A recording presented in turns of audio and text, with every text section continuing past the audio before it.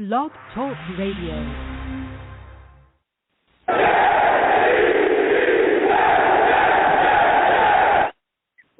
What's going on, folks?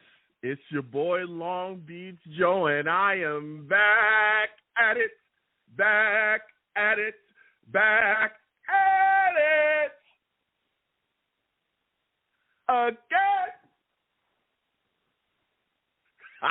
I'm back at it again, man.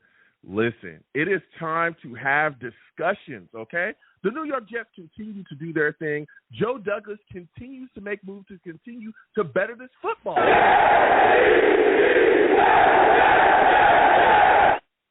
We got Mike Williams in the building, for those of you that may not know. He just signed with the New York Jets today.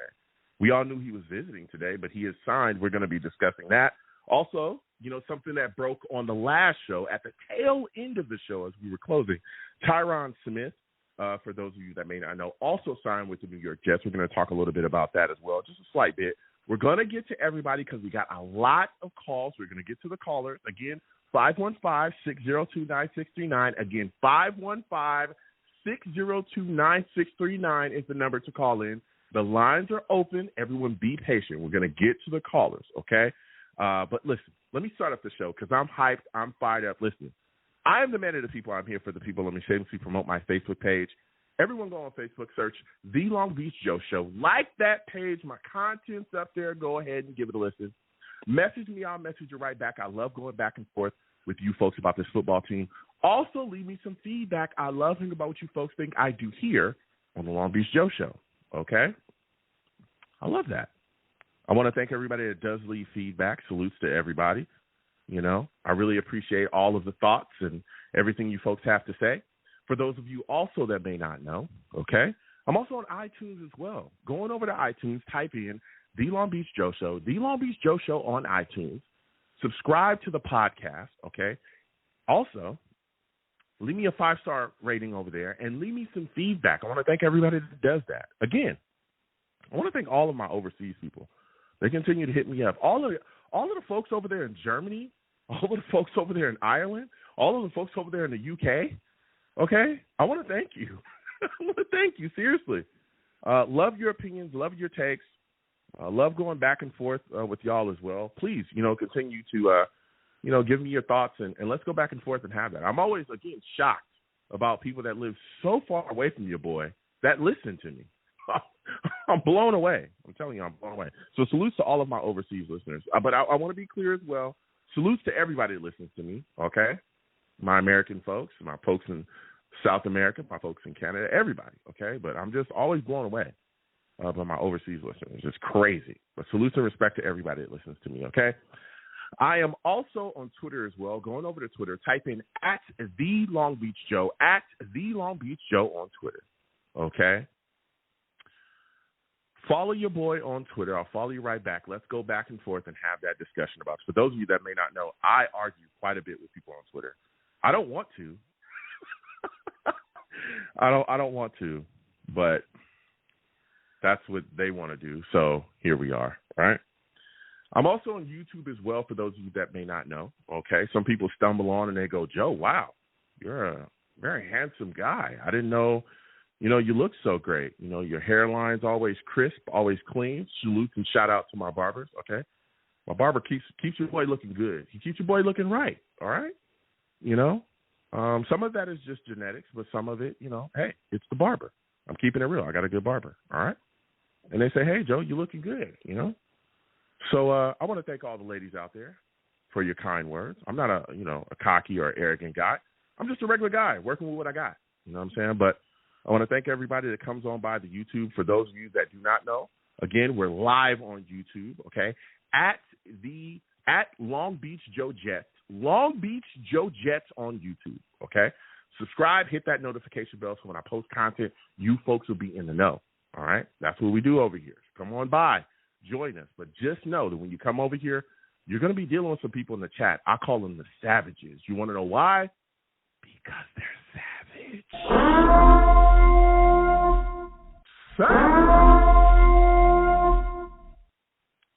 Listen, nobody is safe, okay? Not even me. If the Savages do not like your take, if they don't like your opinion, if they don't like what you bring into the table, trust and believe they're going to let you know. Salutes to all the Savages in the chat. I see you. Mike, Edward Stewart, Michael, I see you. Dakota J, everybody in there. Salutes. All right? Salutes and respect to all of the Savages, everybody watching. All right? Please continue to put your thoughts, your opinions in the chat. I will come to you. Questions, anything you got to say, I will come to y'all, okay? Again, we have callers tonight. We're going to get to everybody, 515-602-9639, okay? We're going to get to everybody. But I got to get to a little bit of news, okay? And then we're going to hit the lines again. Savages in the chat, I see you, all right? We're going to come to y'all as well, okay? Now we're going to start with this. For those of you that may not know, Mike Williams met with the New York Jets Monday, today, and we were all having these discussions, okay, about, what should the New York Jets do at wide receiver? How should they handle the situation? Well, Mike Williams met with them. Everyone knows I'm a big proponent of Mike Williams, and he signed with the New York Jets. He signed with the New York Jets today, 1-year deal worth up to $15 million. Oh, what a deal, man.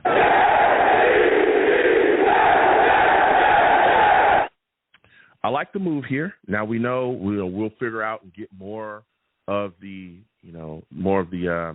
kind of intricacies of the contract. We'll figure that out as that continues to come out. But I think that this is a really good deal here for Mike Williams. Now keep in mind, he's a guy that was formerly with the Chargers. In 2023, he actually tore his ACL on week 3, right?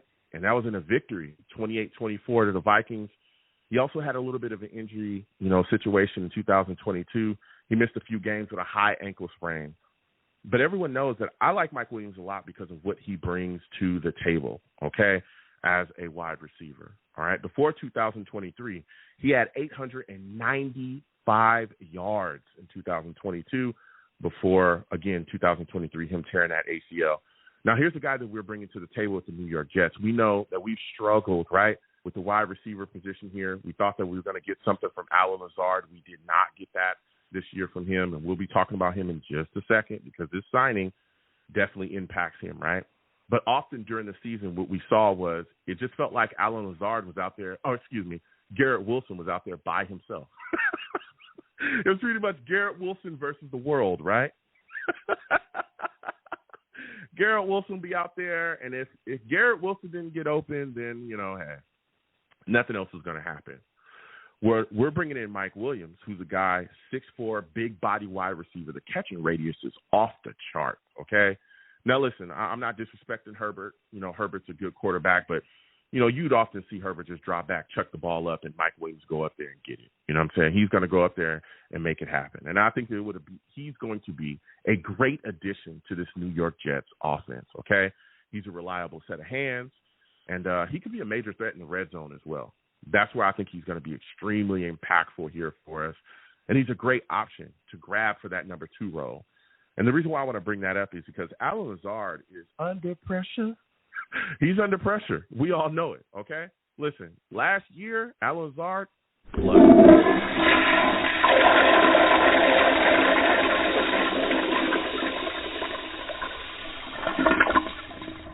that last season, Allen Lazard was poop. He was so bad. This signing puts him on notice, man. He was awful last year, dropping footballs left and right, running the laziest routes that I've ever seen. I'm telling you, I've never seen a wide receiver run lazier routes. Not fighting for the ball, all of that stuff, man. He was so bad last season, Sulla benched him, I remember him coming out as well, calling out the Jets coaching staff, all kinds of things after a loss. I also remember Sulla standing up on that podium and saying, basically when asked about Allen Lazard, he's got a year and a half left here. I have never seen Robert Sulla talk about a player like that. I've never seen it. But you could clearly see his frustration and the frustration mounting with Lazard last season. Well, what this signing does is it brings in a guy that is absolutely going to push and challenge and take, if you need be, he's going to grab that number 2 wide receiver spot. So I remember our wide receiver coach last year talking about that as well, that he had challenged multiple players to come up and grab that spot, and no one had done it yet. Well, here we have Mike Williams, a guy that, if he can remain healthy this season, which I think there's a great chance he will do that, man, that number 2 spot is all his, especially if, again, Allen Lazard does not step up. And I know that there's a lot of people, and I was a big proponent of having Lazard here as well because of the relationship he had with Aaron Rodgers, everything that we had going. But once Rodgers went down, there was a lot of question marks about Lazard and his, what he was doing here as far as what he was doing on the field. So here we have Mike Williams in the building now, and this wide receiver group is really shaping up. It's really shaping up and looking to be solid for Aaron Rodgers coming back. So we're going to be discussing that. I also want to touch just a little bit on the Tyron Smith situation. And again, as I said, as we close the show, I believe it was Friday, Tyron Smith was signed, and it was like at the tail end of the show. And we all know that it's a deal that it's a 1-year deal. Okay, it's incentive laden that could be up to $20 million. Okay, now keep in mind we got a little bit more news about the deal more recently. The deal is a $7 million deal that's guaranteed. The $7 million is guaranteed of the deal, okay? And the rest is, incentives that, again, bring the deal up to $20 million. I thought that it was a solid deal, for the New York Jets, especially with Tyron Smith's injury history, right? We all know that. I think he played something like 17 games in the last 2 years combined. We know that he's had, major injuries before. But this is a guy that, man, when he's healthy, he could get some things rolling here. He could be a really solid, left tackle for us. So I wanted the Jets to stay away from him. Okay, I'll be completely honest. Everyone knows that. I talked about that. But here we are, and we have him signed. He's in the building now. That pretty much shores up the New York Jets, offensive line at this point. So, you look at the Jets line, and here we have Tyron Smith at left tackle. We got John Simpson at left guard. We've got the center in Tittman. We've got, AVT at right guard. And, we've got our right tackle here as well, and Morgan Moses.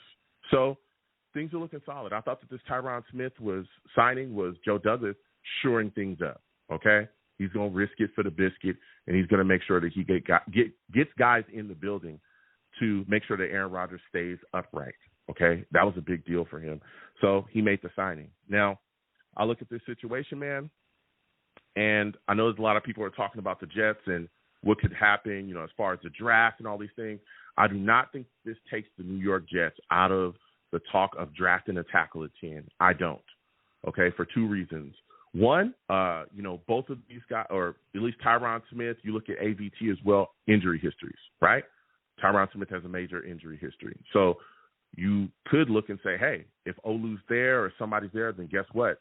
If one of those guys go down, you plug the young rookie in there and you let him go do his thing, right? That's one way to look at it. Another way to look at it as well is Morgan Moses is on the last year of his deal. He's only costing us, I think, $5.5 million. But, again, it's the last year of his deal. Then you look at Tyron Smith. It's a 1-year deal as well. Hey, you get your young tackle behind Tyron Smith. Let's say we take Olu. Let's throw that out there, right? Let's say we take Olu Fasanu. Guy's his left tackle. Okay, cool. You bring the young kid in. You sit him behind a veteran, right? Tyron Smith's the vet. You let him learn and grow and get everything together from Tyron Smith. Tyron, if he's healthy the full season, cool, right? If he's not, you throw Olu in there. But let's say Tyron stays healthy the full season. All right, cool. Now, after that's said and done, guess what? You got Olu to step up. You move on from Tyron Smith. Thank you for your services, and you keep it moving. What a deal, right? What a deal. So that's my take on it. But, again, there's a lot of people talking about different things we can do in the draft. We'll continue to discuss that, I know, on this show, and as we continue on into, the upcoming draft, we're going to have those discussions. So it's quite a bit to talk about, okay? And there's also been a lot of talk about today. Again, Jadeveon Clowney coming into the building as well. I'm live, okay? I am live. For those of you that may not know, I'm live, okay, on this Tuesday. Maybe he signs during the show. Maybe he goes somewhere else. We'll see.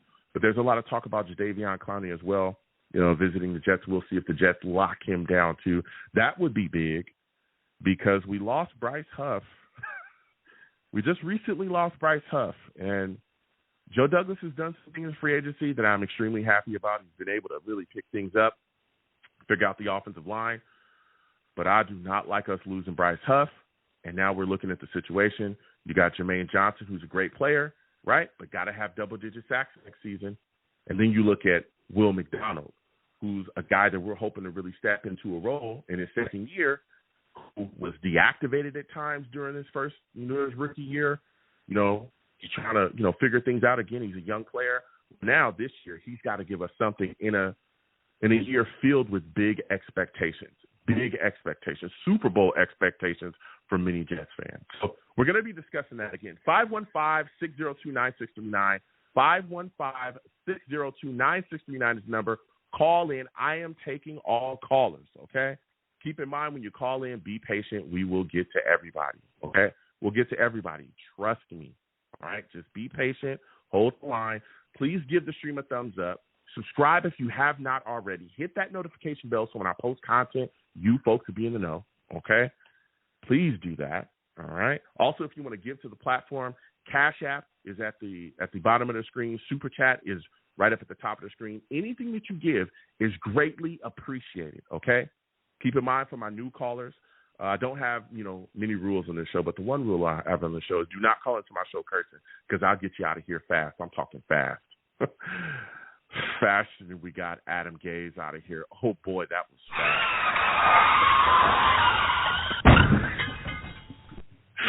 Ooh, wasn't fast enough, but it was fast. After we got Mike McCagnon out of here. Woo, that was fast, too. Whew, that was quick. It was fast and quick, all right? Wasn't fast enough. But look at how we've been able to turn things around, right? Look at it. All right? 515-602-9639. 515-602-9639 is the number. Call in. Again, when you call in, be patient. We will get to everybody, okay? We'll get to everybody. Trust. First caller I'm going to, we're starting up early. I think it's Val, man. We're going to Val. 732-609. We'll come to you in a second. New callers, hold on. We'll get to everybody, okay? But we got to get to Val. He's first on the line. Listen, shenanigans have begun. For those of you that do not know, Val, he is a savage.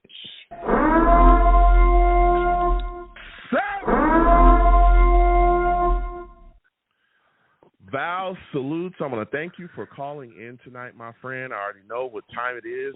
The show's starting off on the circuit.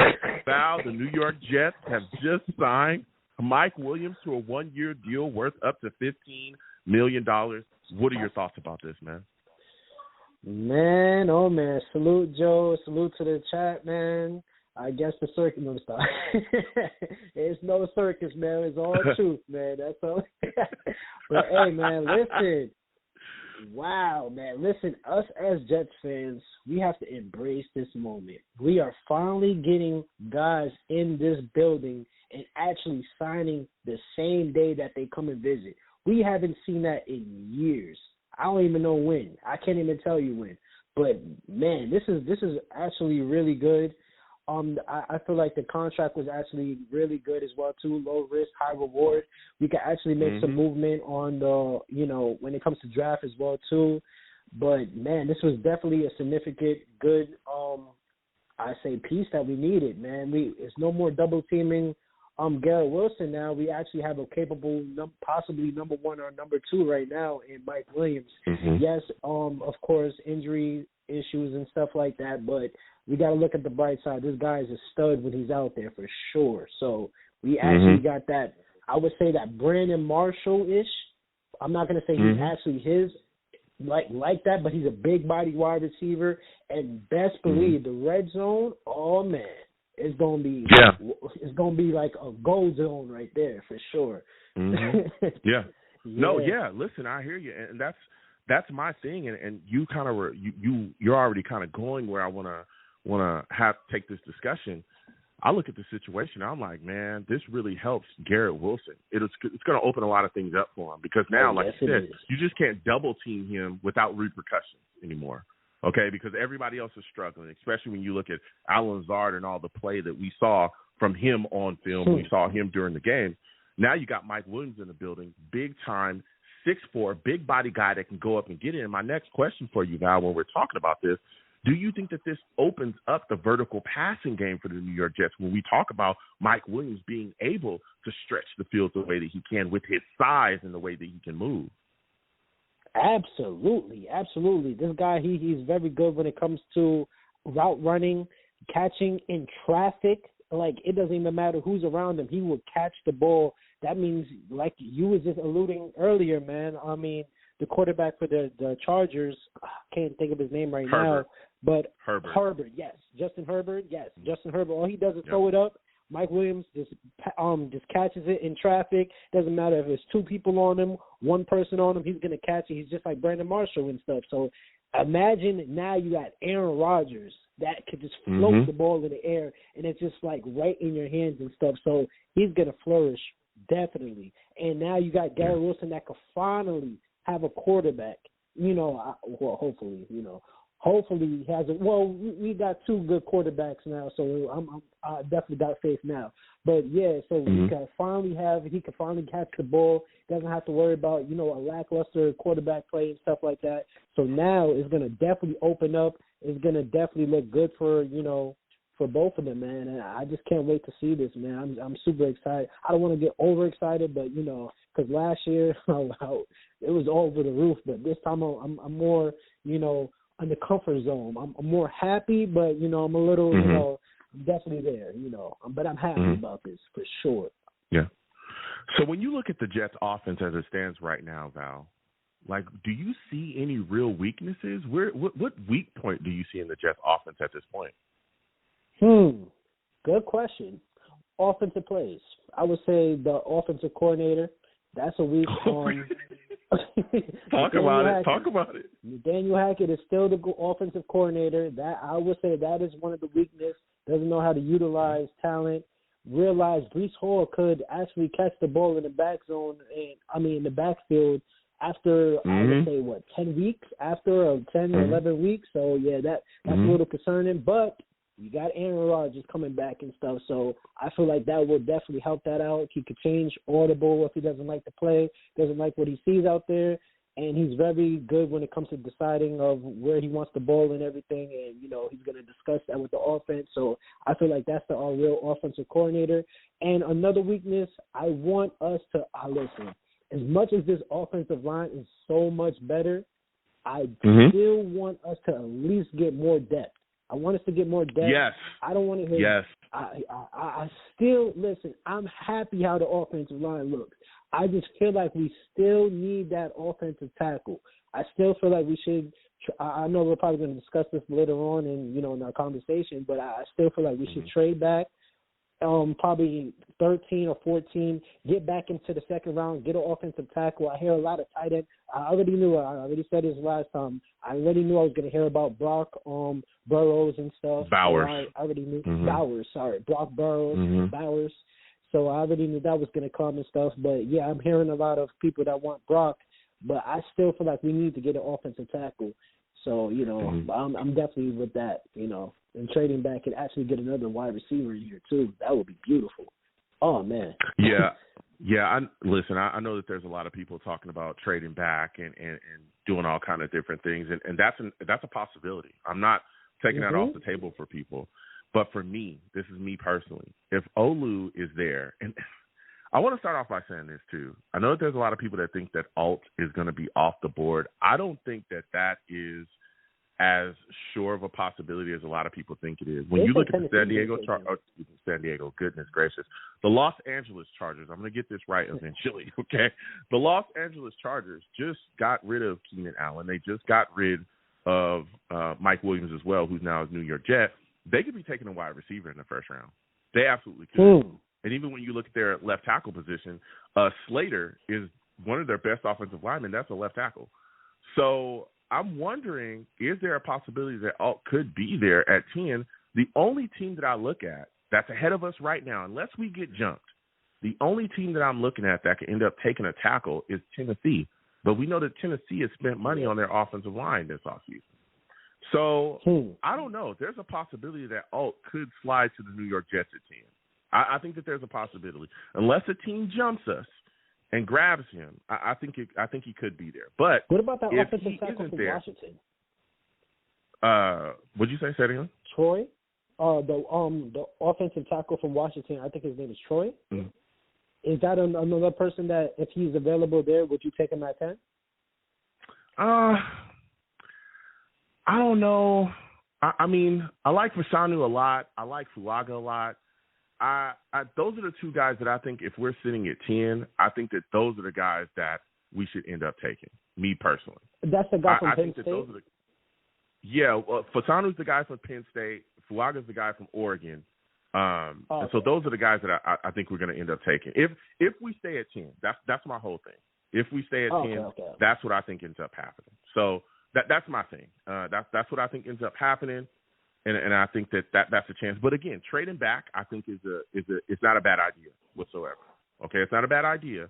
But if Fuaga is there, or if Olu is there, I would really like to take one of those things because of what you said, Val, the depth factor, the fact that we need to make sure that we stand not only depth, but again the future. Both of our tackles, they're 1-year deal guys. 1-year deals. They're both 1-year deal guys. You know what I'm saying? Yeah, 1-year deal guys. For the moment, but I'm thinking long term as well too. Yeah, exactly. You're where I'm exactly. at. So, So my next and final question for you, Jadeveon Clowney. A lot of talk about the Jets and him. You know, he's coming into the building as well. Is he a guy that you want to see the Jets sign, or do you want to see him go elsewhere and grab a guy? How important is it as well when you lose Bryce Huff? Yeah, like I said, that Bryce Huff situation was really, a dicey situation that I feel like we should have definitely handled and stuff. Mm-hmm. But listen, now Clowney, I will say, man, Clowney is somebody that I feel like that will come in here. Sometimes he has his off days. Sometimes he's really, really on. And I feel like that last year he was really on. So I definitely feel like that is somebody I think that would utilize and that would be perfect for this defensive line. As much as it's good right now, we would definitely for sure have that defensive line just in case, Will McDonald doesn't come through for us to the way that we want him to. But he would still have that veteran in Clowney that would actually come through and actually, dominate because he really looked good against the when he was with the Ravens and stuff. So I feel like, man, I would definitely grab at that. And to be honest with you, now we're more attractive than we was 24 hours ago. So, I would say 48 hours ago and stuff like that when we got, our new offensive line left tackle, which I'm very proud that we got as well too. Which, of course, at the tail end of the last conversation that we had. So, man, I'm definitely happy, man. But I would definitely pick up Clowney. That is somebody I would definitely, try to, have for probably a 1-year deal as well, too. That's another person that I think that will have a 1-year deal. And, he's gonna definitely show out. I feel like that's somebody that's going to show out for us. Yeah. Listen, Val, this has been a phenomenal call from you. Before I let you go, there's a lot of Jets fans that were on the back of Joe Douglas that were just completely destroying him. Okay, I'm just listening. I'm just here. Everyone knows we do this show year round. I'm just listening to people. Okay, calling in. I remember there was a lot of talk crazy about Joe Douglas because he didn't do a lot of things early, right? Robert Hunt out the door. A lot of guys out the door. Give me your thoughts. What do you say now to those Jets fans that were talking about firing him and getting rid of him and he was trash general manager? What is your assessment of it now? What do you say to those people, Val? Listen, man, starting to get on the good side, man. I will say I'm in between now. Like, I was totally, fire him and stuff like that because, the whole Zach Wilson situation throughout the whole years of him being here since 2019, and his record is so bad. It's just like you really can't defend that. But this year, 2022, he survived and stuff. He was, he definitely hit it out the park with that draft right there. That saved him.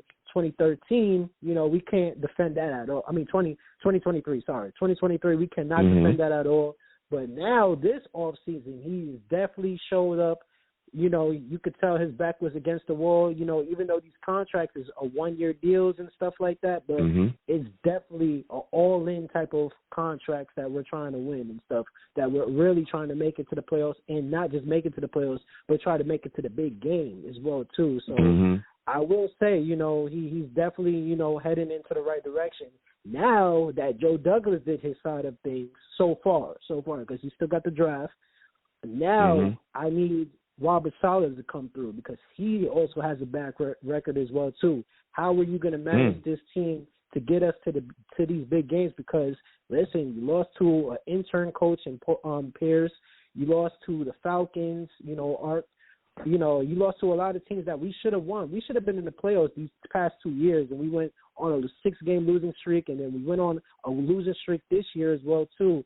So now it's up to Rob Saleh now he has the pieces. There's no more excuses. Now you got to put on and show off. Now you got a Hall of Fame quarterback, and now you got a backup quarterback. Not to be long-winded, but, yeah, that's my answer for that. No, listen, I hear you, Val. Listen, I got to slide off, Val. We got other callers. The lines are hot. I'm going to get to everybody. Be patient. Next time I have a show, Val, I want to hear from you, all right? Absolutely. Everybody hit and like to subscribe to Joe. And like I said, anything he says at the end, of course, is defamation. And shout out to you, Joe. Keep doing your thing, man. And let's go. Thank you.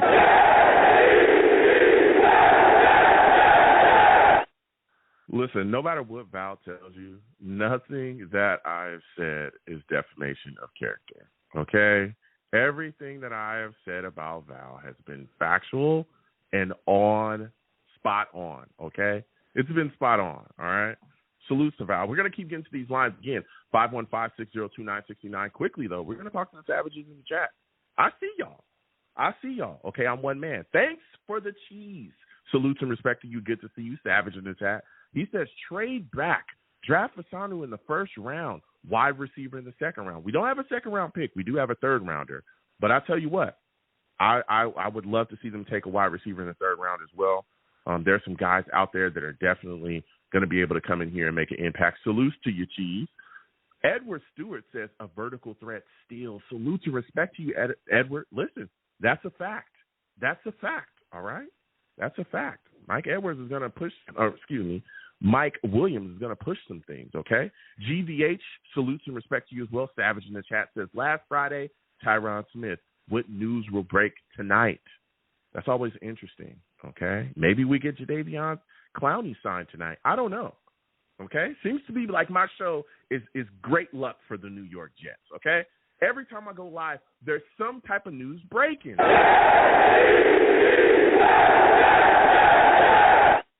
You know what I'm saying? That's just what it is with me. That's how we do over here. Again, salutes and respect to all of the Savages in the chat. Badger Den, salutes.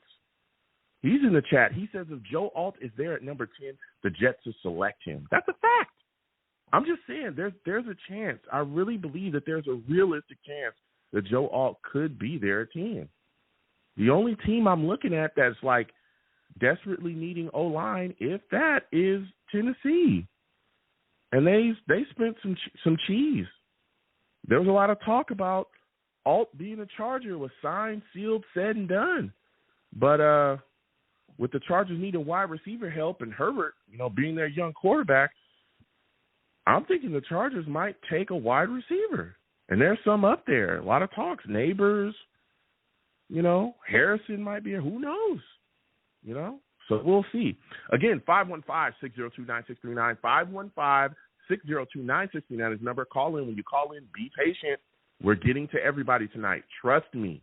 Just be patient. We're moving through the lines. The lines are hot. Next, I'm going to Chris. Chris, I'm coming directly to you. Tim, Mike, D, I see y'all. We'll come to you in a second, but I got to get to Chris. He's been on the line. For those of you that do not know Chris, he's a savage. Let's go, man. Let's go. Chris, listen to me. Mike Williams signed with the New York Jets, a one-year deal up to $15 million. What are your thoughts about it? I'm very excited about this signing. I usually don't get excited about a lot of signings. This one I think, is going to work out. I think this guy is really good. This guy can go over the top. This guy can get the ball. This guy is quick. This guy can get downfield. And mixed with Garrett Wilson, I think it will be a great. I think it's a great pairing. I think they did a good job with this. Yeah, I think did a real good job. I think it was a good move as well, especially when you look at the need. Right?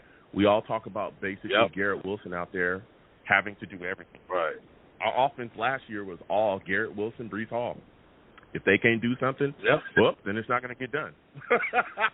Right? Well, it's not going to get done, and that's going to be you're right. Well, yeah, it's not that way anymore, right? We got Mike Williams into the building now. My question for you, though, Chris, is how concerned are you about the injury history of Mike Williams, right? look at last year, torn ACL, week 3.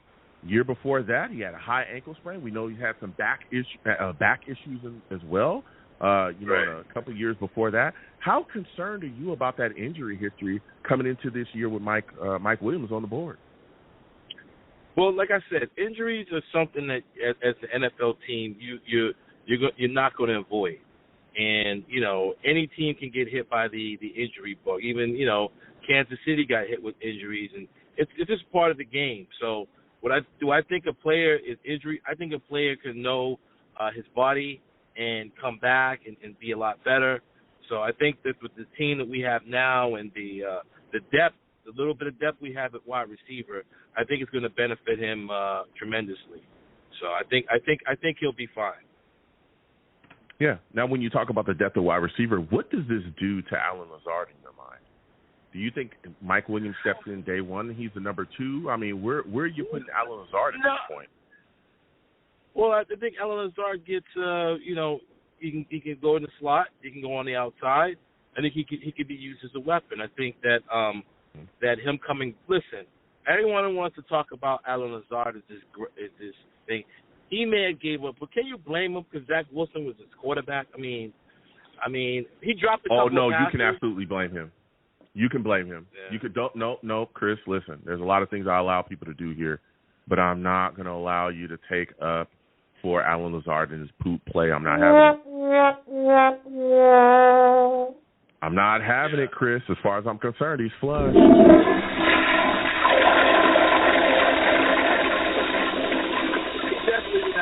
He definitely didn't have a good season. He was awful. He was awful. He was bad. Yeah. He was awful. Like I said, maybe Rodgers in his ear. Maybe Rodgers coming back. A great quarterback has the tendency to get their receivers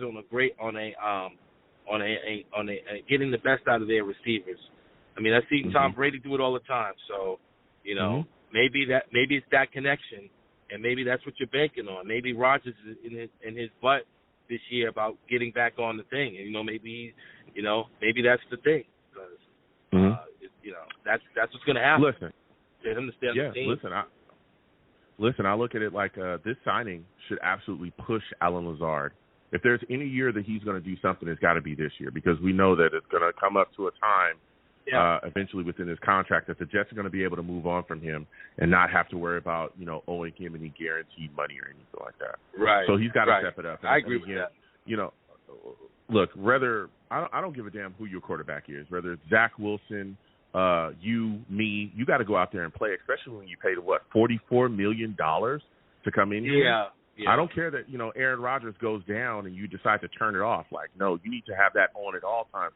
I mean, look at Garrett Wilson didn't shut it down. Garrett Wilson, and you could tell he was visibly frustrated throughout the year. Garrett Wilson was open a lot, couldn't get the ball, and even when he ended the season, he was talking about how frustrated he was with this offense. But he showed up, play in and play out, game in and game out, and never stopped. So, look, I get it, but I tell you what, Aaron Rodgers coming back fully healthy, Allen Lazard better put something out there and get it together. Now, as we continue to talk about this team, as we continue to talk about this team, Chris, when you look at this squad now, what are the weaknesses that you see on offense? Is there a position group that you think still needs to be addressed, or what are you looking at and saying, hey, the Jets still have to get better at this one part? Are you looking at anything?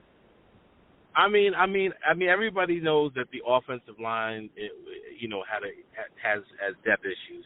So they added a little bit more depth at the offensive line would be good. Either in the draft or either through free agency. I know they're in discussions with my guy. Like you don't like him, you say he's holding, but he is talking to the Jets. So let's see what happens. Donovan Smith.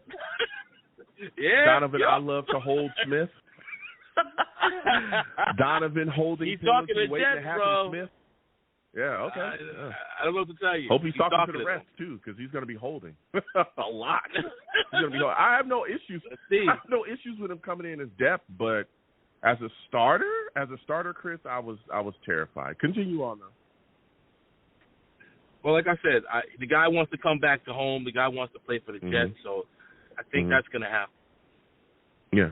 Okay. We'll see what happens as we continue to go forward. Now, My final question for you here, Chris. Jadeveon Clowney is supposed to be in the building as well. Jets are looking to – there's been a lot of talk about him and the Jets, linking up. What are your thoughts about him? Is he a guy that you're interested in bringing in? And as we look at this situation with, Bryce Huff leaving this Jets defense, what are you thinking about, is there another player that you're thinking is going to be able to come in here and give us some type of impact there at pass rusher? Yeah.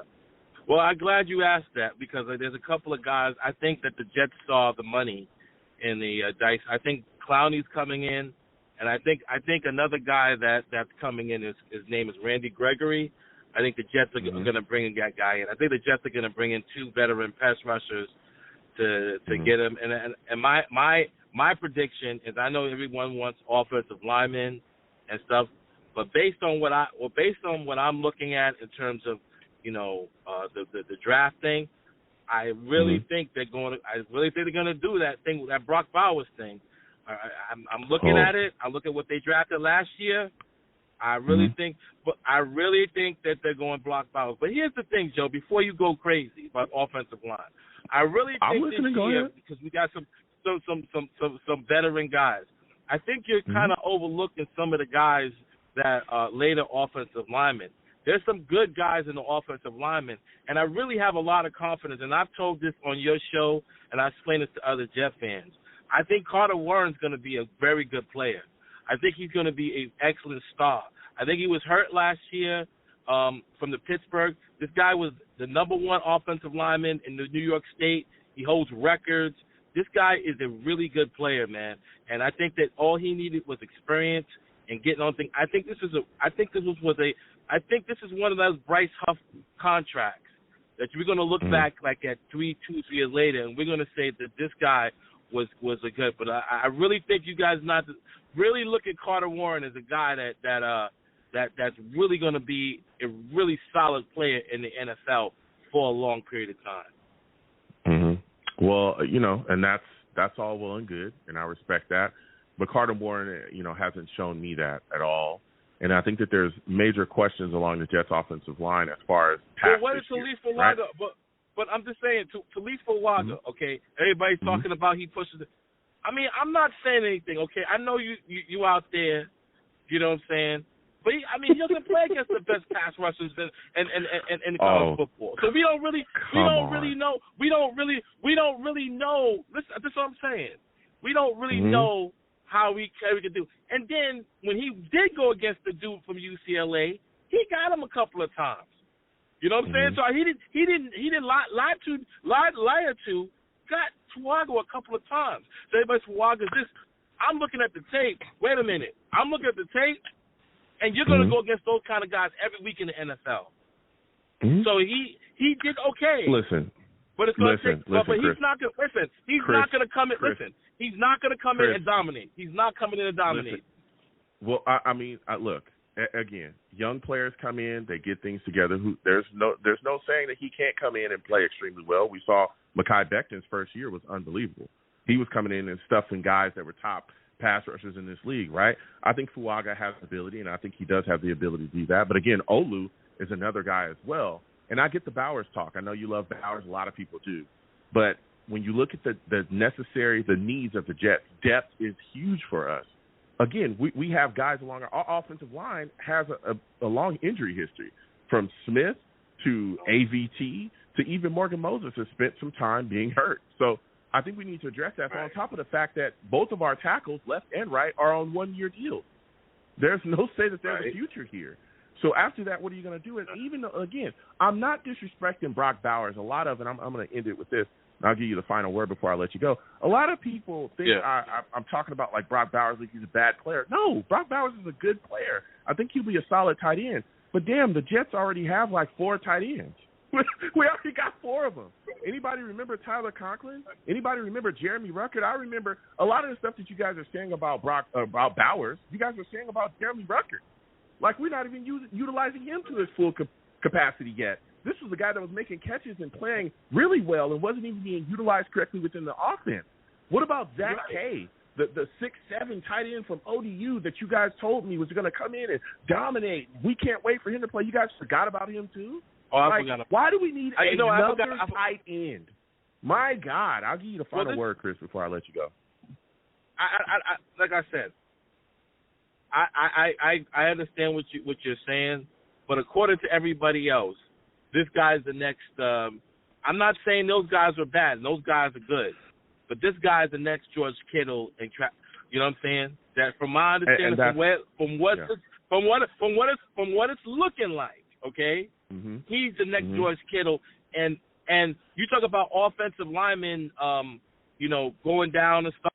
Listen, and this is what I would tell you. And look at this: how much of the Jets' injuries were due to Zach Wilson on the offensive line? And let me explain that to what I'm saying.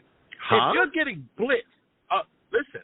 If you're getting blitzed 100% of the time, if you're facing 7 to 8 man fronts every year, and the defense doesn't respect you, it's gonna affect your offensive line. It's gonna put more pressure on your offensive line if they don't respect you. Aaron Rodgers, they're not blitzing. Listen, I've seen Tom Brady do it with a B-rated offensive line win championship. Because you know why? Chris. They weren't blitzing because he threw it to Gronk.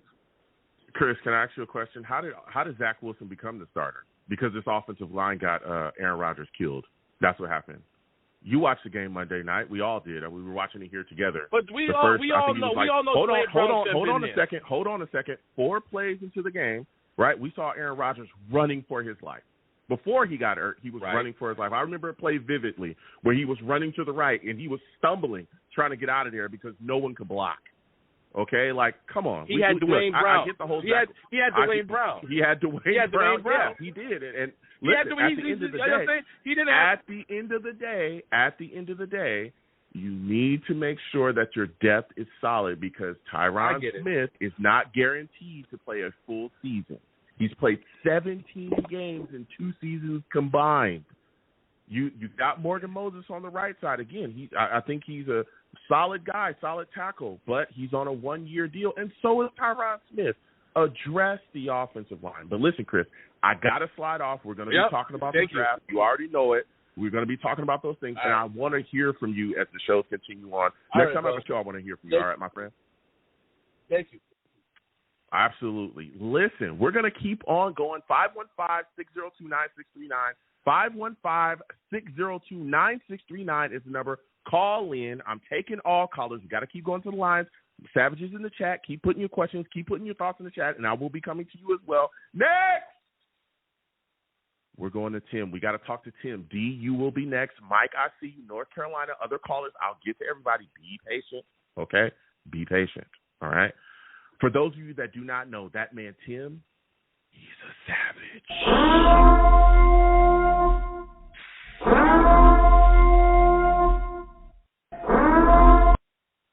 Man, I am going back and forth. Tim, salutes and respect to you. Good to see you in the building. I am talking that talk tonight with a lot of people. I'm all right. I'm going back and forth. Listen, Mike Williams, now New York Jet. Give me your thoughts on it. I like it. Hands down, I like it. Bring him on, baby. Let's go. Absolutely. We need that big body receiver like your other caller talked about. And that was a good comparison to Brandon Marshall, I thought, Val made.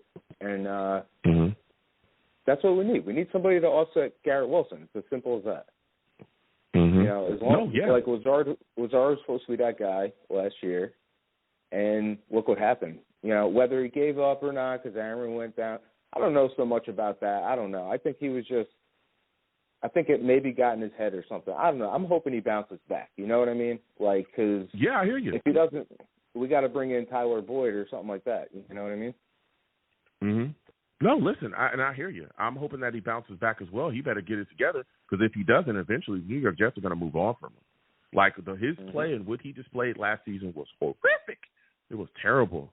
Like that was bad. It just looked like he just didn't care. I remember one time, I think it was during the Bills game, where he was joking around and like hugged a Bills player on a play that like where a ball was going towards his way, it didn't connect, and he was like joking and hugging him. I wanted him gone after that, and especially him getting benched and all that stuff. It's just he's got to clean it up this year, and I'm hoping, like you said as well, that we have a bounce back year from him, especially with Aaron Rodgers returning to the lineup fully healthy. Now, as we continue to talk about this, offense and the way that it's looking here, What are your thoughts about the New York Jets running back situation? There's a lot of Jets fans calling for us to maybe sign a veteran running back, maybe come in here and get some presence in that way. Are you in agreement with that?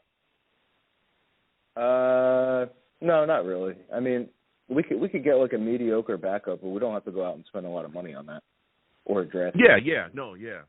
There's a lot of Jets fans calling for us to go grab some guys for depth purposes. And again, I like Izzy Adebawale.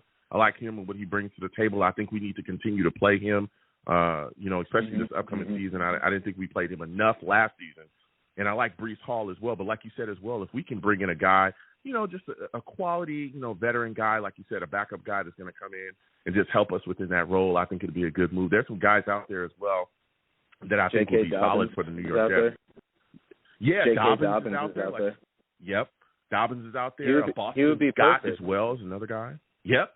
Dobbins, Boston Scott. There's some guys out here. Yep. There's some guys out here. I mean, guys catch the football and go. Because Dobbins is like young and he's pretty big, so you could definitely just throw him in there, take a beating for a while, and then let Breece, break the 70-yarder. I absolutely like that. So if you look at this off, go ahead. I got a quick story I got to tell you. It's going to blow your mind. So I was at my son's school. I was getting him because he was sick. Right, he's like in this tiny little elementary school down the road. I'm in the lobby, and I see this giant dude walk into the main office, give them some papers, and then he's coming out of the building. I look at him, we make eye contact. Joe Flacco. I was blown away. Yeah, it was Joe Flacco, dude, at my little school. I don't know what he was doing, but I was like, I looked at him and I said, Joe Flacco? Just like that. And he goes, yeah. He goes, yeah. I mean, as he got closer to me, he was like gigantic. He was like 6'5", 6'6", like big dude. And I was like, hey, man, could I shake your hand? Because I've been following your career for like 20 years. He's like, yeah, sure. Yeah. So how about that? I just had to tell you that. That was so wild the other day. Listen, that is dope. I tell people all the time, I've run into NFL players. Everyone knows one of the highlights of my Jet fandom was when I ran into Marvin Jones at an actual Jets game in the parking lot. And everyone knows I love Marvin Jones. If you don't know, I love Marvin Jones. And I told him like how great I thought he was, and he was just like he just looked at me and he was like, man, thank you so much. Like you could tell that he loves the fan base, loves everything. But yeah, it's always great to run into the guys. You follow their careers and you follow them. Not only to run into them, but just to run into them and see how humble they are. Clearly it seems like he was with you as well. It just it really gives you a good feeling there. That's a great story there, Tim. That's a great story. Yeah. He struck me as like a really genuinely nice guy. Like he it was pretty cool. Yeah. So as we wrap it up here. Back to the Jets. Yeah. As we talk about this team and wrap it up here, you look at this situation, right? When you look at this Jets offense, do you see any real weaknesses here, man? I mean, I do think we need that. We need a third back. You know what I mean? Like a middle tier third back. I think they should seriously take a look at Dobbins, and if they can get that, they're in pretty good shape with the offensive line. You got Mike Williams with Garrett Wilson now. I guess Lazard's going to be the third one, right? And I would assume that they can't really replace him at this point because Aaron Rodgers probably wants to get a season in with him at least, Yeah. So we're just gonna have to make the best of it at the third receiver position. I think we're fine on tight end. So just add an extra back and then maybe a quality fourth receiver that could step in and be the third receiver if something happens with Lazard. Okay. No, listen, I hear you, man. You're in good shape. Maybe get some O-line depth in the draft.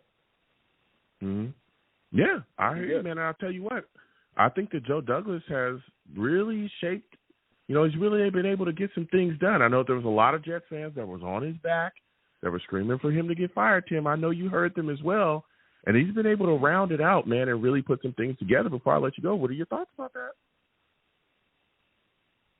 Well, he knows his job is on the line. That's all I got to say. I mean, he knows. So, yeah. The glaring issue with the team was the fact that we let $100 million quarterback go down in 4 plays. That's how bad the O-line was that we fielded. And that's pretty embarrassing. I mean, we should be addressing it, and he did address it pretty quickly, and he did a very good job doing it. So now it's up to the players to show up and do their job. You know, we'll see how they operate in the system, and hopefully with the veteran knowledge of some of these guys, and then Pittman just being a natural at center. I think we're going to look pretty darn good. I mean, the fact that we have Pittman at center is a huge, huge plus, because then we don't have to go out and spend money on a center. Now we have this young guy on a rookie contract, and then you can just spend more money on the guys around him. Yeah. No, That's listen, Tim, you're speaking facts. Listen, Tim, I want to thank you for calling in. Next time I have a show, I want to hear from you, all right? Absolutely. Have a good night, Joe. See ya. Absolutely. You have a good one. We're going to keep getting to these lines. Again, 515-602-9639.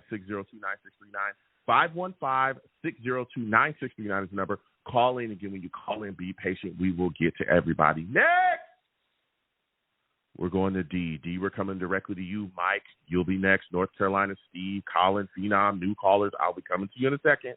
Just hold on. Okay, I'll get to everybody, but we got to get to D. For those of you that do not know, D, he's a savage.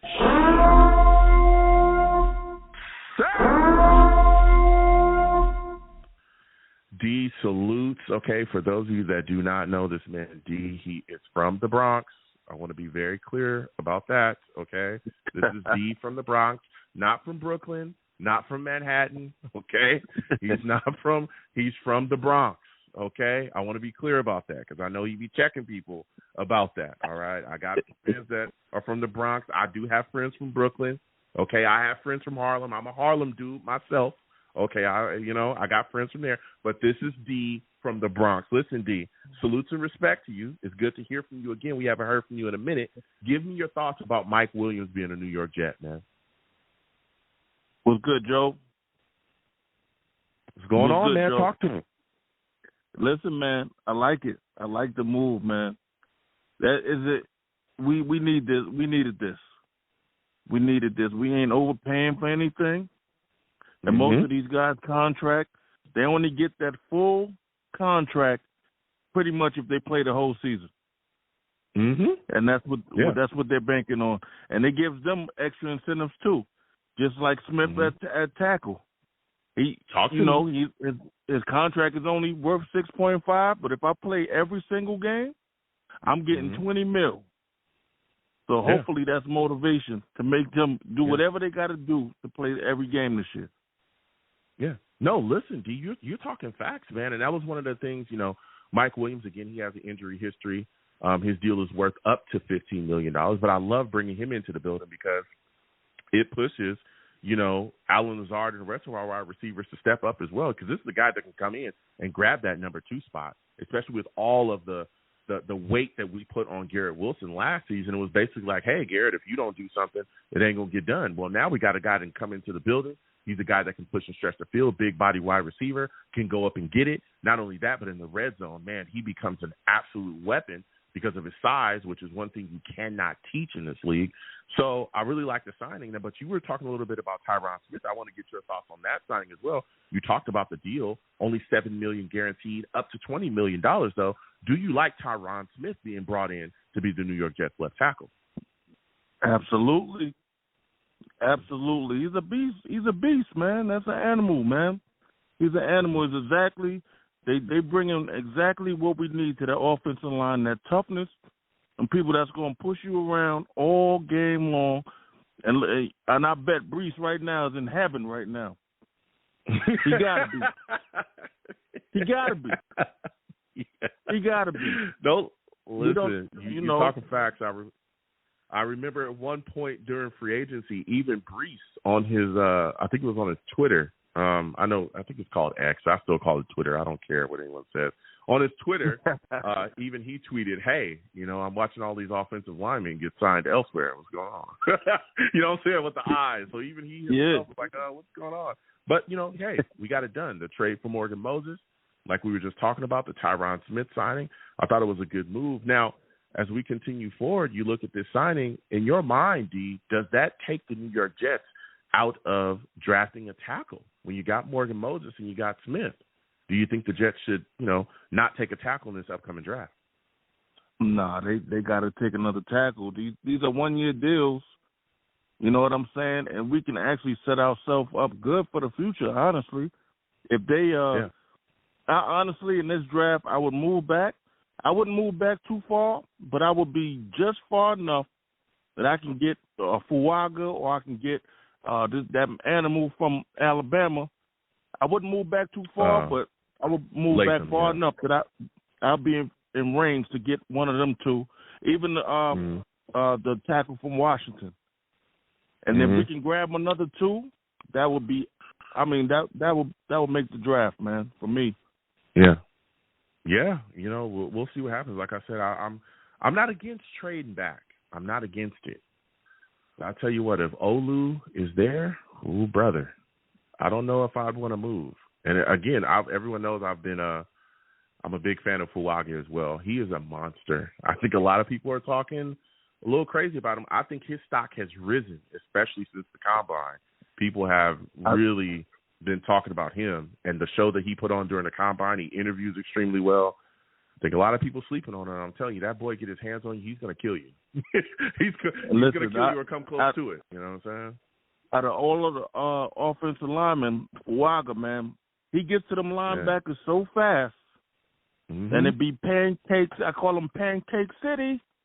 That's what I'm talking about, man. That's what I'm talking about. So my final question for you, D, before I let you go, there's a lot of Jets fans that were all over Joe Douglas, man, wanting to see him fired, wanting to see him out of here. What do you say to those that were, maybe now we can look at it a little bit impatient, man? What do you say to those people that wanted Joe Douglas out of here now that you've made so many moves? Listen, Joe's he's made good moves. They just question him because it's often a bad move, but he makes a bunch of good moves.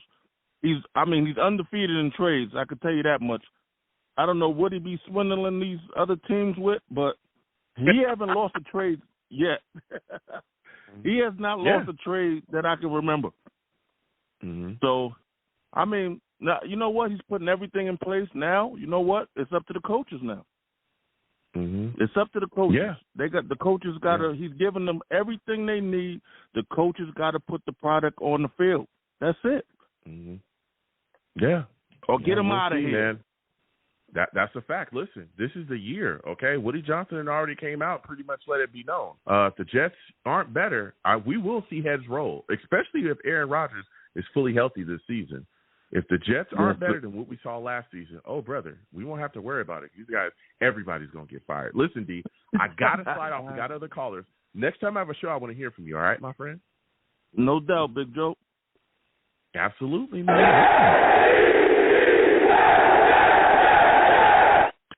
We're going to keep getting to these lines. Again, 515-602-9639, 515-602-9639 number. Call in. I am taking all callers. Next! I'm going to Mike. Mike, I'm coming directly to you from Tom's River. We'll be continuing to work down these lines. We got to go to Mike, all right? For those of you that do not know, Mike, he's a savage.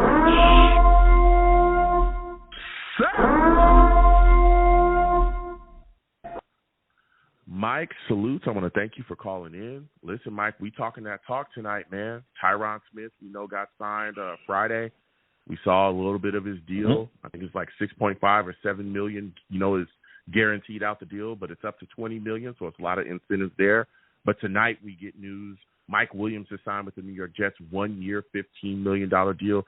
Give me your thoughts about this, man. What are your thoughts about Joe Douglas and the work that he's been doing? I'm going to give Joe Douglas A+. Okay, talk to me. Well, last week I gave you, before the Tyron Smith, I gave you B+.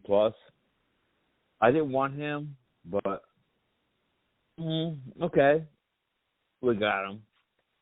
But I think we loaded up.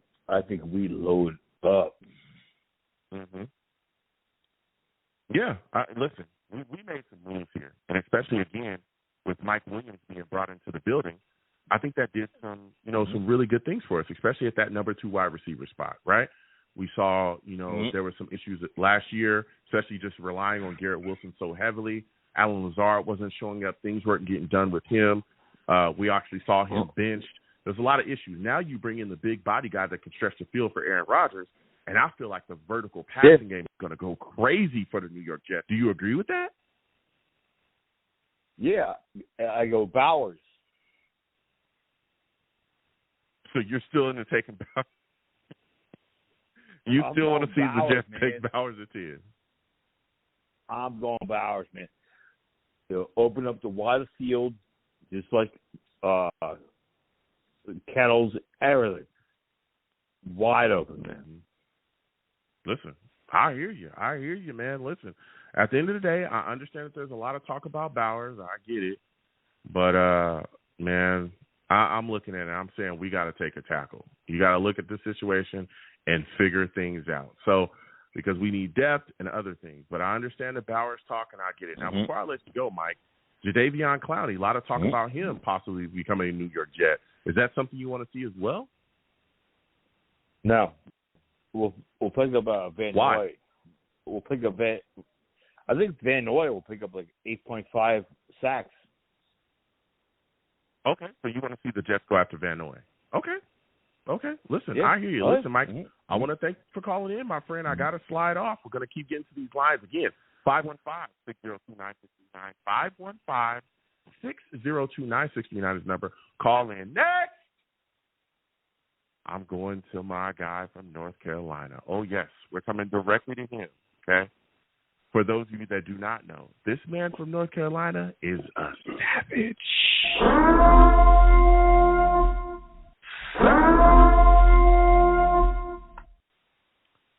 Salutes to you, my friend. We're talking that talk tonight. Mike Williams is now a New York Jet. Give me your thoughts about him and this 1 year, $15 million deal. I think it was a big signing, and I had been anticipating it for the last, 48 hours or since the reports came out initially about us in talks with him, and I think it was huge because now adding an offensive tackle, upgrading our offensive line, getting a number 2 receiver, what we've done is open up all kinds of possibilities with pick 10. I'm going to throw some names out there. Troy Fontenot, the offensive tackle. Powers Johnson, the monster center.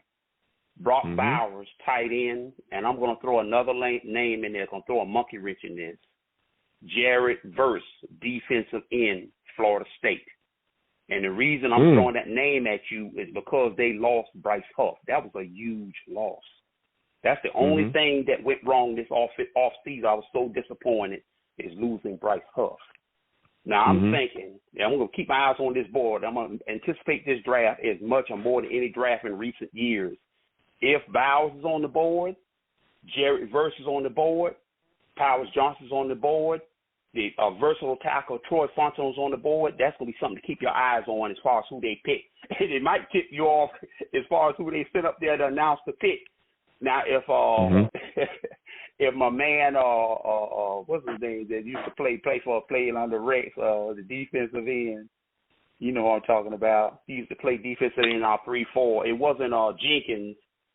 It was trying to think now. Are you talking about DeVito? Kind of hard to think. No, it was the edge. Oh, who's the edge back there? I remember he had Maben for a little bit. He had Pace for a little bit. Well, Pace was more of a linebacker. There was a couple guys, but go ahead. That's right. But that could well be a tip-off to who we select. Now, if an old schooler shows up there now to pick like Mickey Shule, I said, when we see Mickey Shule? And I know several platforms, YouTube platforms that reference Mickey Shule, and I did myself because I remember him fondly from the 80s. That could be a tip-off. The pick could be Brock Bowers. And I think since we got the wide receivers now, we got the running back. If you add Bowers, you can run multiple sets with Bowers, Compton, and Ruckert. No team can match that. There's not a team out there that can match us what we could run and be a real matchup nightmare, a real problem. Listen, and I hear, and they can hold that safety high because Yeah, I hear a lot of the discussion surrounding Bowers, and again, we're going to be talking about all of this as we continue to go into the draft. And I understand the appeal of Brock Bowers. I get it, but my question is, why are we talking about Brock Bowers when he's a luxury pick? He's not like a need, right? Because even what you were just talking about, you're talking about going 3 tight ends. We already got 2. We already got more than we got a bunch of tight ends already. Yeah, we don't need that. Like we don't utilize Jeremy Ruckert correctly at all, and he's a guy that has shown real flashes, right? That he could be really good. See, you have to remember. You have to remember now. Aaron Rodgers is back. So you have to remember now. Aaron Rodgers wasn't there. You judging things based on Zach Wilson, who will basically run around like a chicken with his head cut off. That's not going to be the case with Aaron Rodgers. Aaron Rodgers going to open up on your butt. He's going to hit your back. He's going to hit the tight end. And once he gets you in man coverage, you get the match he wants, he going to go up top and he's going to toast you. You can forget that. You're going off based on Zach Wilson, who didn't know what the heck he was doing. That will not be the case with Aaron Rodgers. You give him Brock Bowers and you give him Conklin. Are you kidding me? Who can match up? Listen, I hear exactly. Nobody. We can go into Baltimore. We can go into Kansas City, any of these teams, and beat them if we get Bowers. I'm telling you. Listen, and I hear exactly what you're saying. I hear exactly what you're saying, but here's the deal. I'm talking about if Aaron Rodgers is our quarterback, you're telling me that Jeremy Ruckert can't be utilized within this offense? Who's a guy who showed flashes? Yes, Ruckert is a good. Whoever in the world that we had, there at quarterback, he was showing that he can get things done. He was the guy catching the back shoulder passes. He was the guy that was showing up and blocking on every single game that he was out there. He was off the charts playing very well. So I think with Aaron Rodgers here, you don't have to go get another tight end. But what I will say is this: the idea of drafting Bowers before you take a tackle to me doesn't make sense, especially when you look at the injury history of our tackles that we currently have now, right? You look at Tyron Smith, big injury history. There's questions look at his deal. It's incentive-laden for a reason. He's going to have to play, right? Then you look at Morgan Moses, who's also dealt with some injuries in the past as well, who's missed a little bit of time, and both of them are on 1-year deals. We've talked about Aaron Rodgers being here maybe another year after this one, maybe 2 more years. What is his future? If we're going to set the table for a future quarterback, how are we going to do that if we don't have tackles? This would be a prime time tackle to secure. Hold on a second. This would be a prime time to take a tackle to secure yourself for the future, especially with the wealth of tackles, the depth of tackles that is here, the solid guys that are going to be here, especially in the top of that first round. Solidify yourself at tackle just in case something happens to Tyron Smith. You're not going to be scrambling like we did last season, right? Trying to figure things out, and we got our quarterback jacked up because of that. No. I want to take an offensive lineman. I want to take a tackle. I want to make sure that they're good to go. And I get the appeal of Bowers, but I don't need him to move the chains here. I don't need that because one of the things that we haven't just talked about yet and I wanted to touch on with you in a second is that, hey, with this offense rounding out better, with us getting Mike Williams and us grabbing things and our offense improving overall, guess what that's going to improve? Our ability to run the ball. When Aaron Rodgers back here under the fold, you're not going to be able to defend us the same way. So now we're going to see Breece Hall with that offensive line. Man, we're going to get back to grounding and pounding. We're going to get back to being physical and running our style of offense that we all know we're a running football team. That's what we do here. So with that being said and done, it's like that's what we need. We need to get back to being physical and being bullies in the trenches, and I get Brock Bowers. Oh, they will. I think he's extremely talented. They will. But we're not the same. And what people seem to forget about Brock Bowers. That, but I'll let you go ahead. You think Bowers is a lightweight. Bowers is not. He is not Kyle Brady. Kyle Brady could be a bag boy for Brock Bowers. Brock Bowers is not easy to tackle. Have you watched his game and see how tough he is to tackle? Brock Bowers is a monster. He's versatile. He can line up in the backfield. I've seen him all in the backfield, in the slot, in the set. Out wide, he's all over the formation, and that would give Hackett a key piece, a chip he can use to move all over the formation. So there would be no excuses for Paul Hackett. No excuses. Brock Bowers is a unique and versatile talent. Brock Bowers is not who people think he is. Brock Bowers can line up in the set chip on you and come off, he's wide open. If it's inside that 10, he's wide open. He can walk it in. Ain't nothing you can do. Yeah. You can't stop him. No. He's going to take it right in. Listen, I think he's phenomenal. And we're going to have these discussions continue going forward. But Brock, the one thing that Brock Bowers is not is a tackle. He's not. He's not. And I'm telling y'all, I can see it coming. First game or second game, you'll see Tyron Smith go down, and then, boom, we're going to be struggling because there's going to be major questions.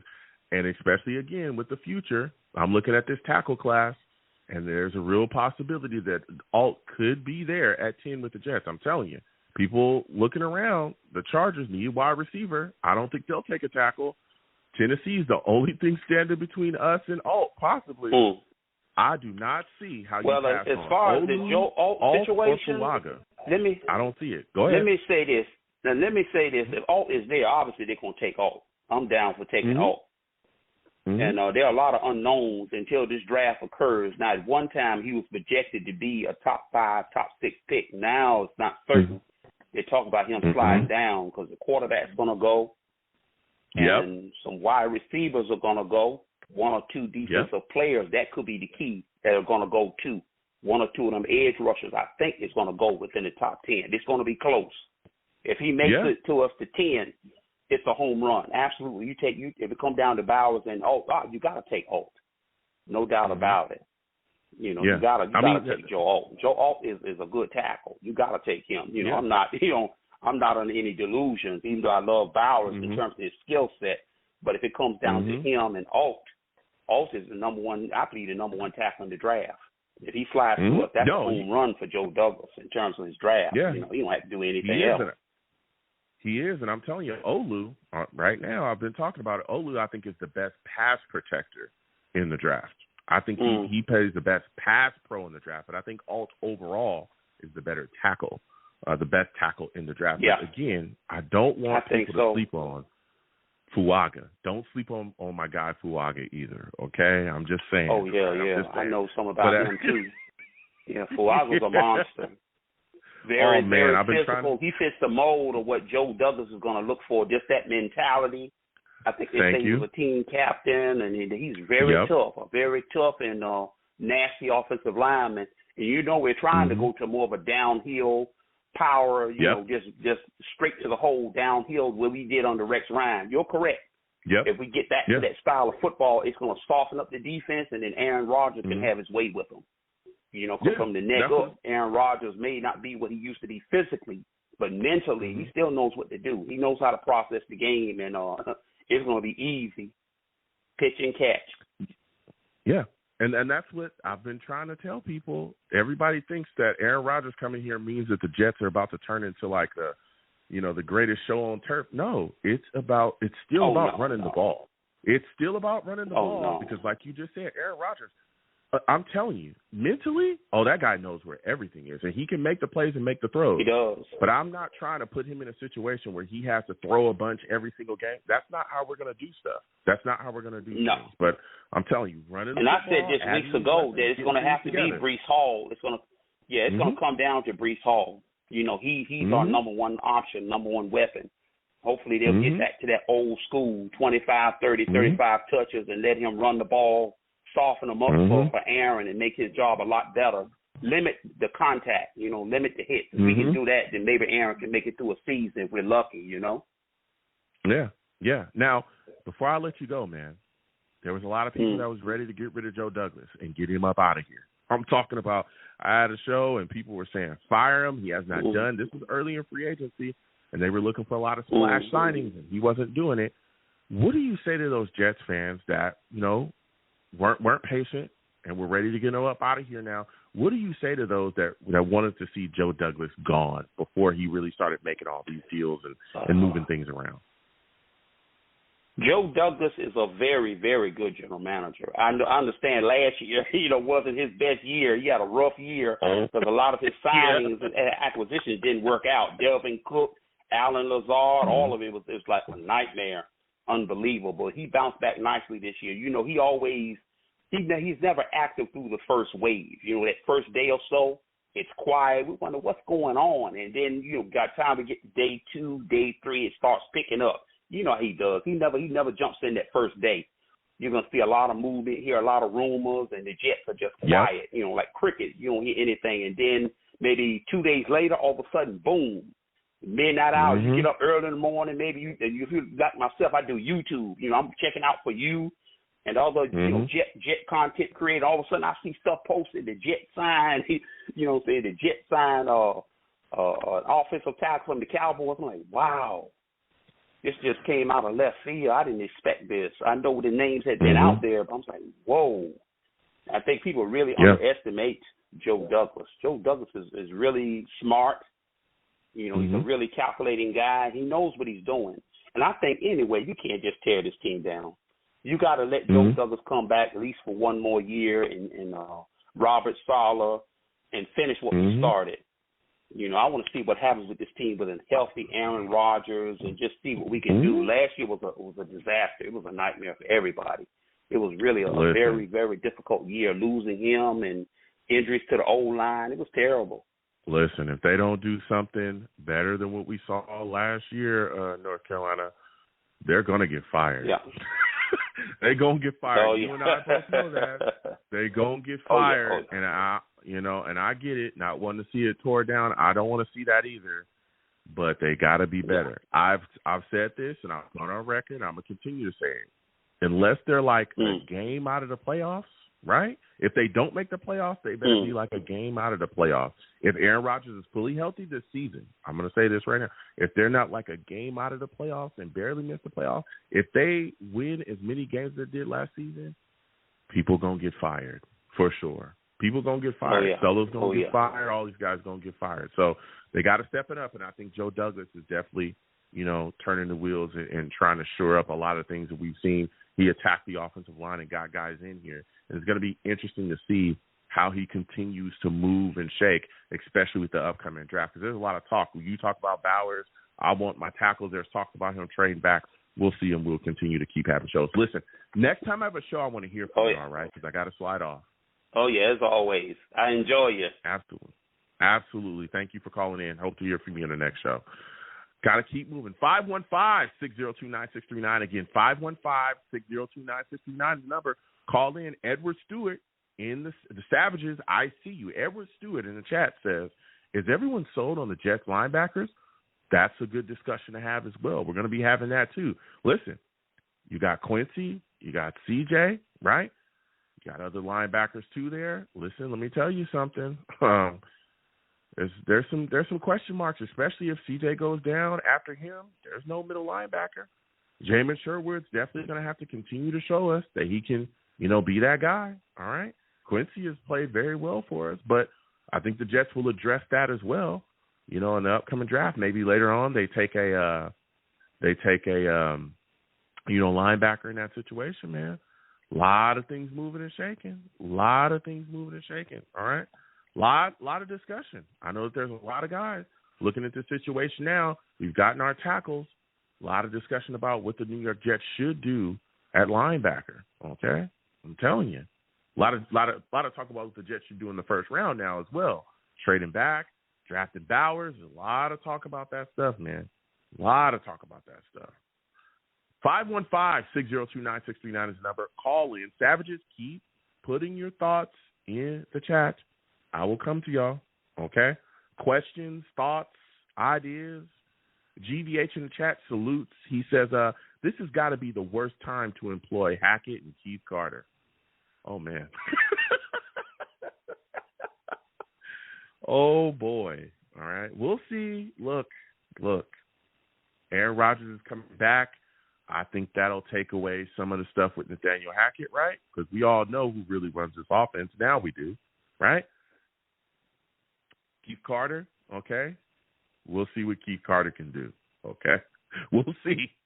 You got veteran tackles here, a pretty veteran offensive line. We'll shore some things up, all right? I'm remaining positive here, all right? That's what I'm going to do. But I get it, all right? There's been a lot of talk about Keith Carter. But I got to get back to these calls again. 515-602-9639. 515-602-9639 is the number. Call in. Next! I'm going to Colin. Colin, I'm coming directly to you. Phenom, Steve, I'll come to you in a second, okay? but we got to go to Colin, okay? For those of you that do not know, Colin, he's a savage.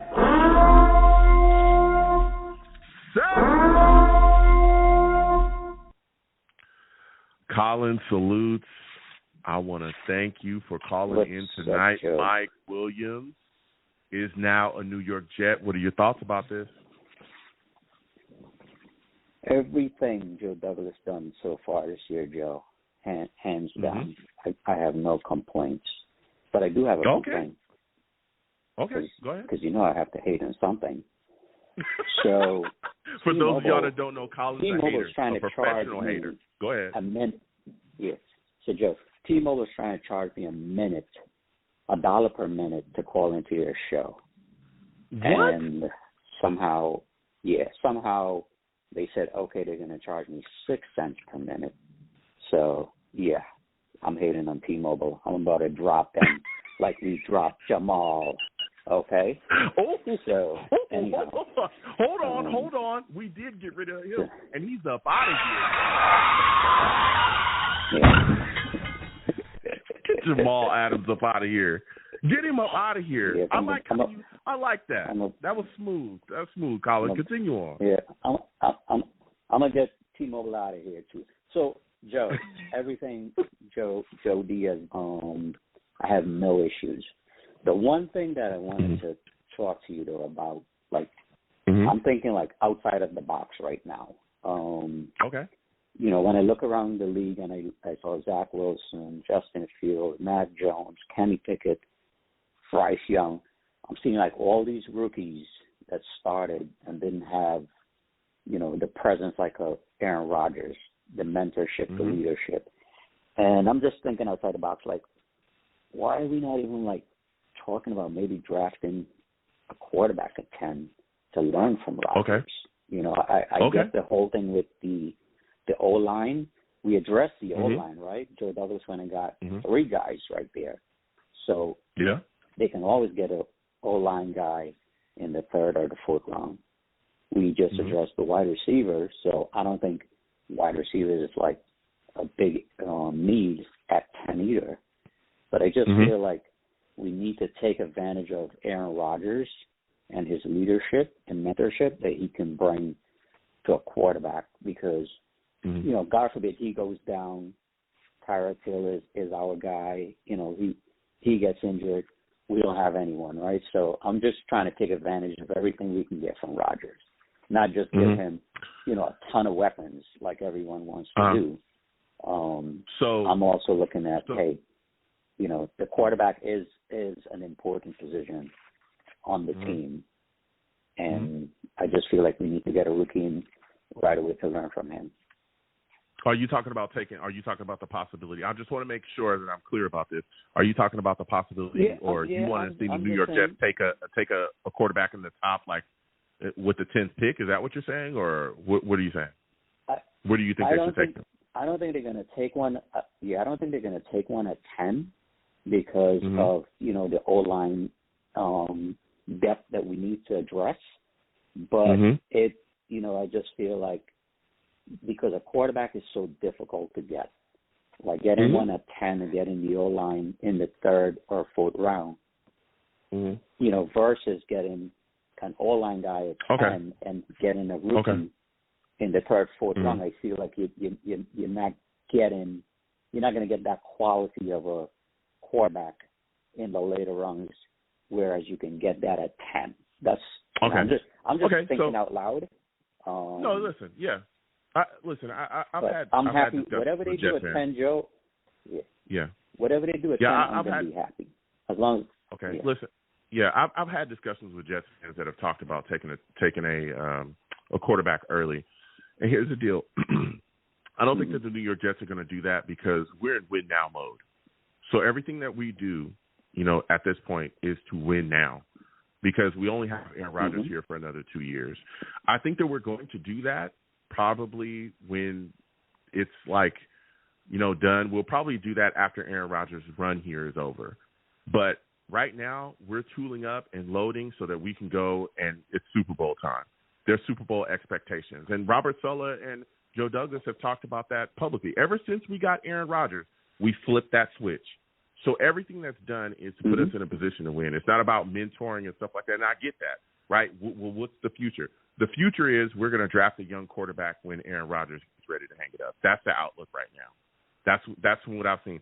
And I mean, to be completely honest with you, we're talking about young quarterback. Zach Wilson is still on this roster. We can't even get rid of him. He's still here, and a lot of people are not talking about that. And I was going to talk about that tonight. We're talking about it right now. He's still here. We can't send him anywhere. And everybody's saying, hey, we're just going to get rid of him. We'll send him to somewhere. I remember hearing about that, and I kept asking people, show after show after show, where is he going to go? That man is still here. The Niners just signed Dobbs. Like, there's various other teams that have signed these backup quarterbacks. He's still on the roster. So I understand the idea, and I get it, looking into the future. Hey, why don't we have Aaron Rodgers mentor a young quarterback? But that's not what he's here to do right now, as far as, the position that we're taking right now, especially with them at this point, seeming like they're hell-bent on getting rid of Zach Wilson, which I don't think is going to happen. I think that they're going to tool up and gear up to ensure that, we're going to win. Now, maybe in the future, again, I think in maybe a year, they're probably going to look into drafting a young quarterback and bringing him in here. I think they'll do that. But right now, I don't think that's their focus. I tell you what, I don't put it past them, though, to take a quarterback in later rounds. That's what I think they'll do. I don't think they're going to do it in the first round at all. At all. I don't think they'll do it earlier than the fourth round, to be completely honest, if in the fourth round. So that's what I think is going to happen. But I do understand your premise, though. I do understand. I've had a lot of discussions, but I can't see it, and I don't even agree with it myself, because I want to see us take tackles early or offensive line early, because I'm telling you, I can see it. I can smell it.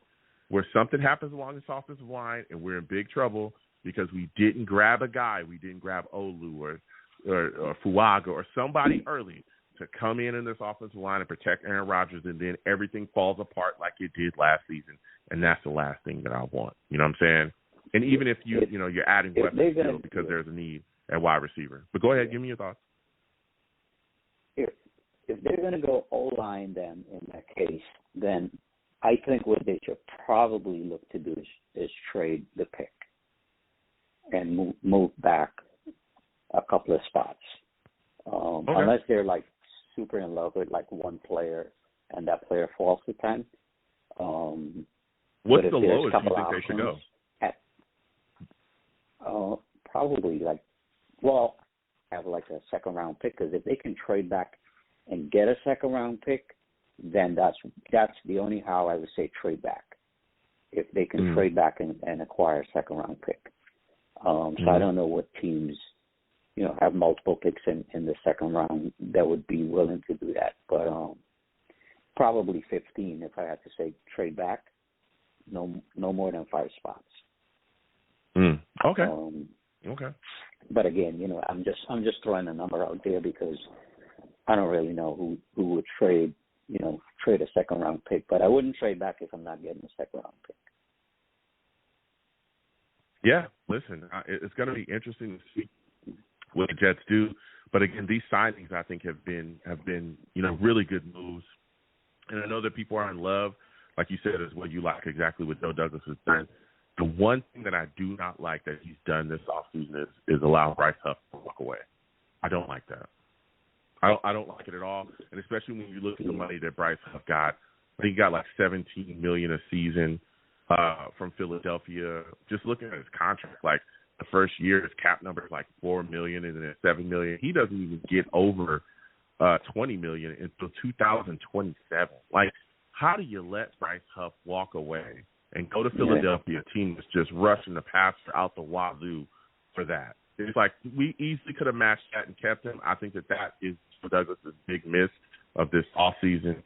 But the other moves that he's done, again, I'm not the biggest fan of the John Simpson signing either. I think he stinks, but we will see, again, surrounded by the talent that we have, I think they'll be able to uplift him, and I think the offensive line will be okay. But I don't like John Simpson either. But I do like the other things that Joe Douglas has done. I really like the Mike Williams signing. Wasn't in love with Tyron Smith because of the injury history, but he's here. He got him on an incentive-laden deal. I like that. Even Tyrod Taylor, the backup quarterback move, love that. Well, one of the guys that is at the top of my list. So before I let you go, Colin, give me your thoughts. There's a lot of Jets fans that were impatient with Joe Douglas as well. What do you say to those people that were impatient and want to get him up out of here? Well, actually, so what I was going to say was to be successful, Joe, you need experience. All right? So what Joe Douglas is doing is he's bringing experienced players to come in and play, even if these guys are on one-year deals or, you know, they had an injury last year. He's bringing in experience. Tomorrow they're bringing in Jadeveon Clowney. Hopefully he signs. But as far as like Joe Douglas and Robert Saleh, you got to have patience, and people have to realize that when Robert Saleh came in, he was a defensive coach. He had no coaching experience. So, you're only going to get better with experience. So we just got to be patient. Joe D has done some great stuff so far in the free agency. And we just got to be patient. You can't just keep kicking coaches out after 3 years and expect to win a Super Bowl. You're not going to get that. Andy Reid's been with the Philadelphia Eagles for like 100 years before he went to win a Super Bowl with the Chiefs. So you got to be patient. You got to be patient. Have some patience. No, listen. You're speaking facts, Colin. Listen, next time I have a show, Colin, I want to hear from you. I know you said it was Sprint. Sprint was trying to work you over. Don't let them do that, man. T-Mobile, yeah. Oh, T-Mobile, excuse me. Let me not put the bad name on Sprint. Tomorrow. Yeah. Okay, so, T-Mobile, listen, as far as I'm concerned, me and Colin, you're flush.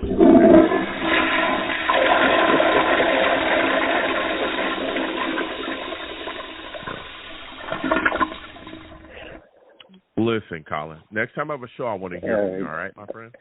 All right, you have yourself a good.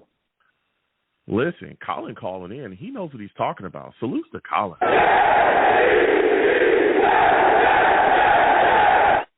Yeah, T-Mobile, quit hating, man. Don't start hating. You know what I'm saying? Don't start hating, T-Mobile. We're going to keep getting to these lines again, 515-602-9639. Next! We're going to Phenom. Savage is in the chat. I'll see you. We'll come to you in just a second, okay? But I got to get to Phenom. For those of you that do not know Phenom, he's a savage.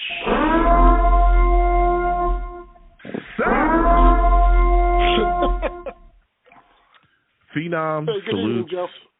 Good evening, man.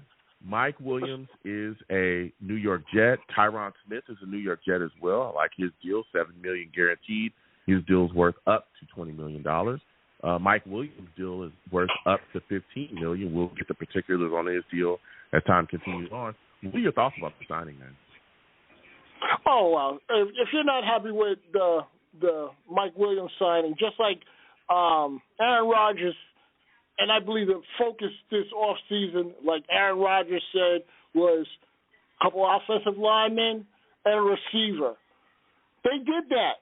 They re-signed the special teams players, Zerline and the punter. That and was Morstead. Done. Yep. And Morstead, absolutely. Two.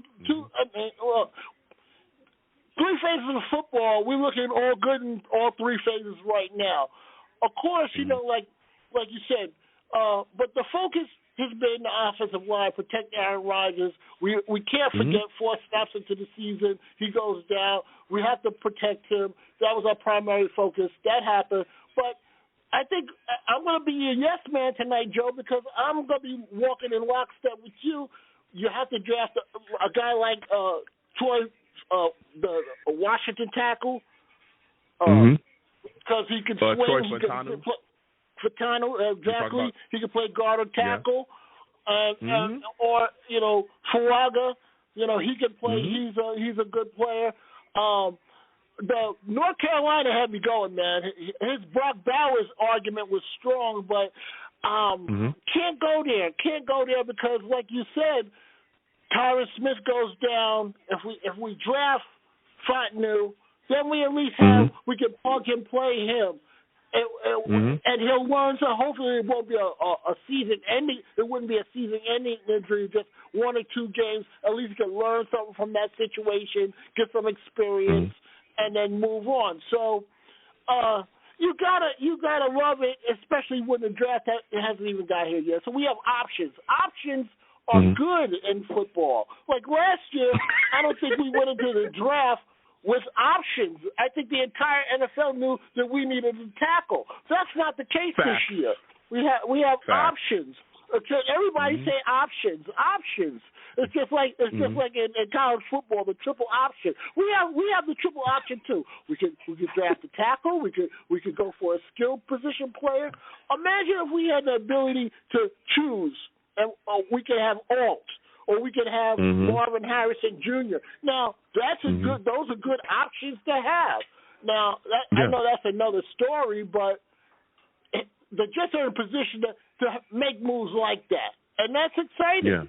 Especially what they did in the offseason. So I know I just said a lot, but that's where we're at. We're in a totally different position. Yeah, listen, and Phenom, it's about time that you agree with your boy, that you sit back and understand that I'm always right, baby. That's what I'm saying. Give him a hand.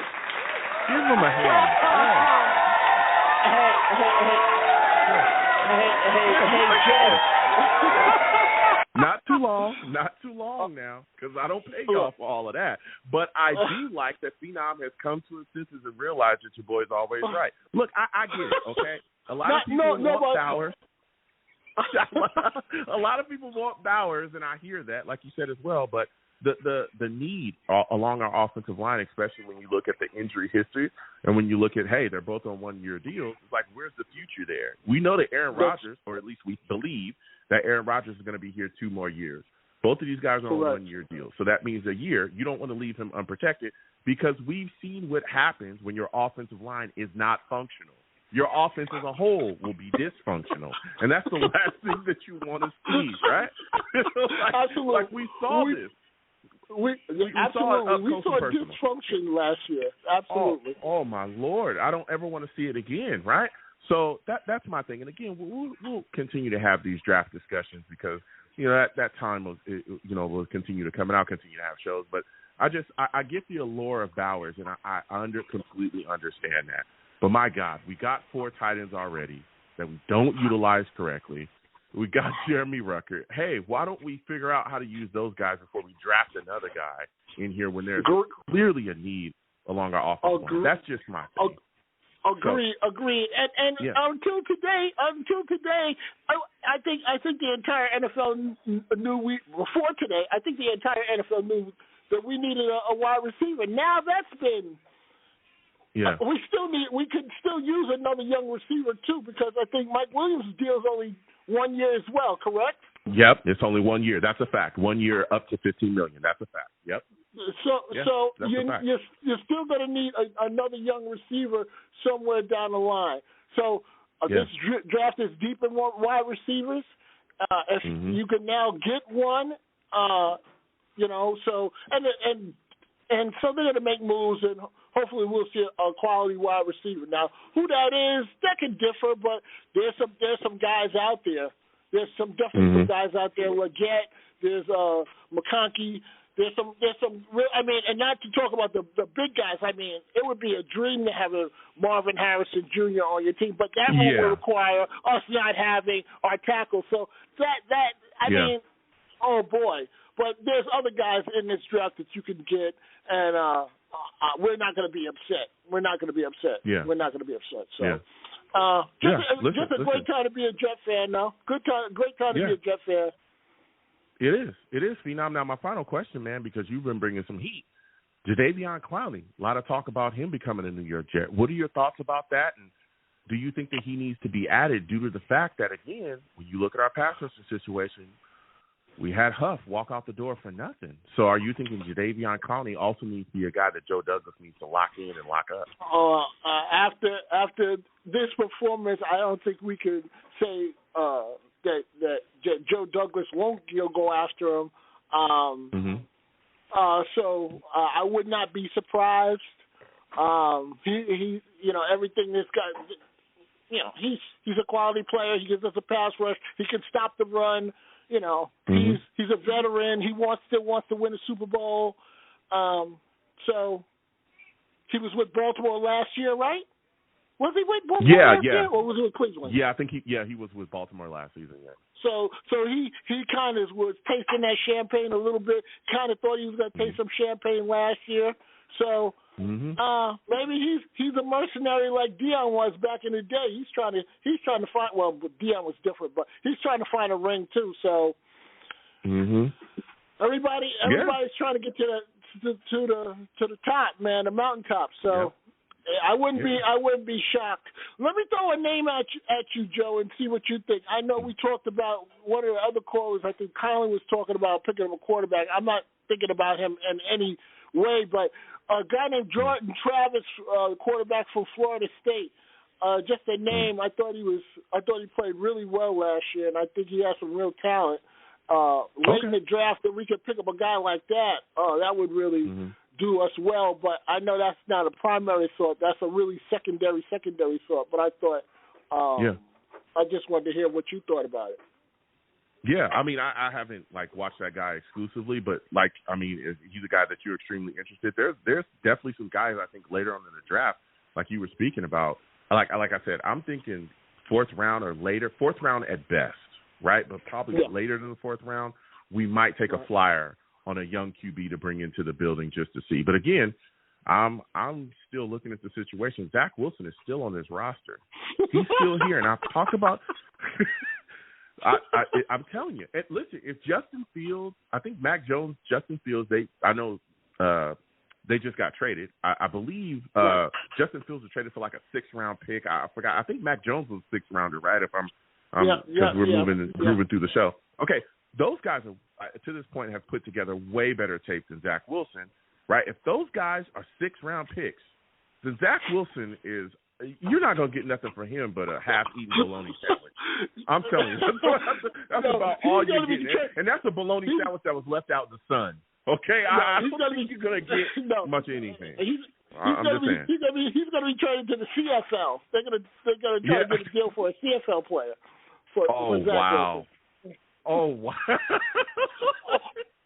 Listen, you never know. We might be able to score something, man. We might be able to score Warren Moon out of the CFL or something like that, man. Look, we'll see. We'll see. But Zach Wilson, good rings, good luck. You know, you've had a chance to play professional football. It was a mistake. It was a mistake. We'll see what happens. Maybe he's here during the season. I don't know. Okay, I've talked a little bit about this. We'll see. Listen, Phenom, I got to slide off. I got other callers. Next time I have a show, I want to hear from you, all right? Thanks, Joe. Take care.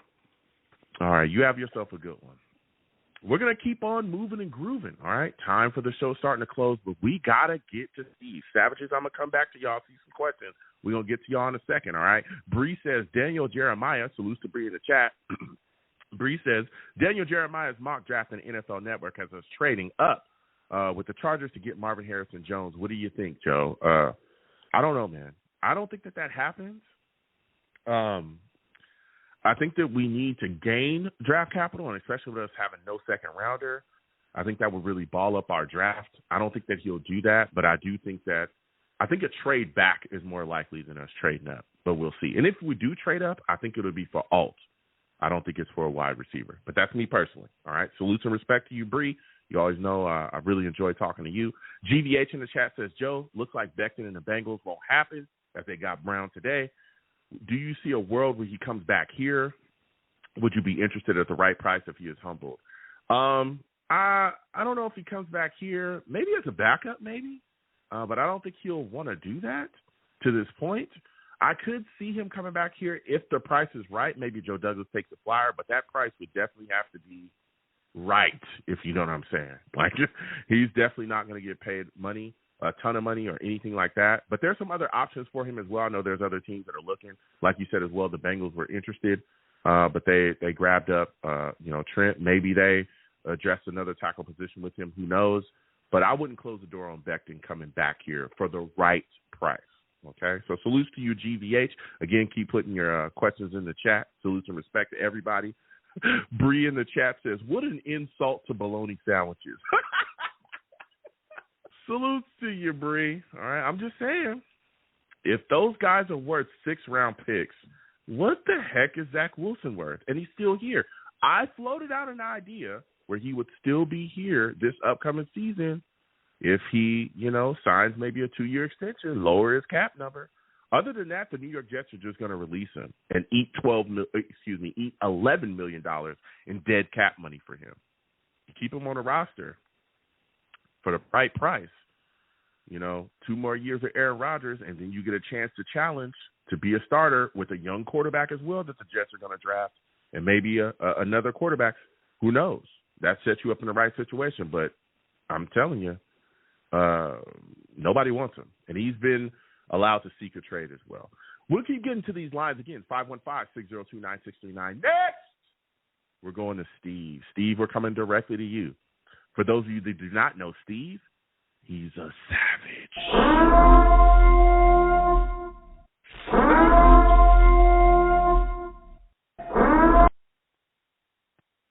Steve, salutes. I want to thank you for calling in. Show's coming to a close, man. Mike Williams signed by the New York Jets. Give me your thoughts on the signing, man. Hey, Joe. Well, first of all, thank you again for having me on your show. It's always great, listening to you and talking to you about the football team. The Mike Williams move is a really, really good, solid move. I mean, I know a lot of people are a little bit worried, because of the fact that, yes, he did have a torn ACL last year. The reason, why in the past, why the Chargers had to let him go, it wasn't because of the ACL tear he had last year. What happened was the Chargers needed to save money in their cap space, and Mike Williams was available, and we took advantage of it. We gave a 1-year, $15 million deal, and you know what? Hey, listen, it's a great deal. It's a big move by Joe Douglas. It was one of the things that I said that we needed in the offseason. Obviously, we'll talk about the offensive line, but we needed to get a legit second receiver for Garrett Wilson. Yeah. And we finally did that in getting Mike Williams into the building. Yeah, I mean, you're talking facts there. Here's a guy that's going to be able to come in and really help us, stretch the field as well vertically. Big body guy. And he's going to take a little bit of that pressure off of Garrett Wilson having to do everything as a wide receiver out there. And this is also going to push Alan Lazard as well. Step up or you'll find your keister on the bench again if you don't step up with Mike Williams in the building. Now, you talked about the offensive line there, Steve. We signed Tyron Smith. Haven't spoke to you about that situation. What are your thoughts about him being brought in? No, let me tell you something. I thought the signing of Tyron Smith was definitely a great move by us because, listen, Joe, I know you did talk about, yes, he does have a little bit of injury history, but something, that man is an 8-time Pro Bowler, and, he spent most of his career with Dallas, and he was a legit left tackle for the Cowboys when he played, and, now we're going to see what he does, bringing in with the Jets. And the one thing that helped Tyron Smith sign with us was that he wanted to play for Aaron Rodgers. I mean, before he signed with the contract, with the Jets, him and Aaron Rodgers had a conversation. Aaron even said that he would love to have him on the team, because Aaron has said before he's watched him play, over the years, when Aaron was in Green Bay and when he was in Dallas, because, Green Bay and Dallas had always had a lot of history with each other, in big football games. It's definitely a great move. But the thing is, listen, a lot of the people on your show tonight were talking about, what are the Jets going to do at the number 10 overall pick? Because obviously now with the signing, of Tyron Smith that happened and then Mike Williams signing, something, Joe, listen, the thing that I think the Jets need to do is, and listen, and I do agree with you on this, I think they need to get one of the offensive linemen in the draft. That's one of the top 2 offensive linemen in the draft. The guy from Notre Dame who you spoke about, and then there's the other guy, I think he's from Oklahoma. I forgot what his name was. What was his name again? There's a couple guys. There's a Fulaga from Oregon State, Olu Fasanu from Penn State. There's Latham from Alabama. A lot of people talk about. I've talked about the Jets, trading back and maybe going with Mims from Georgia.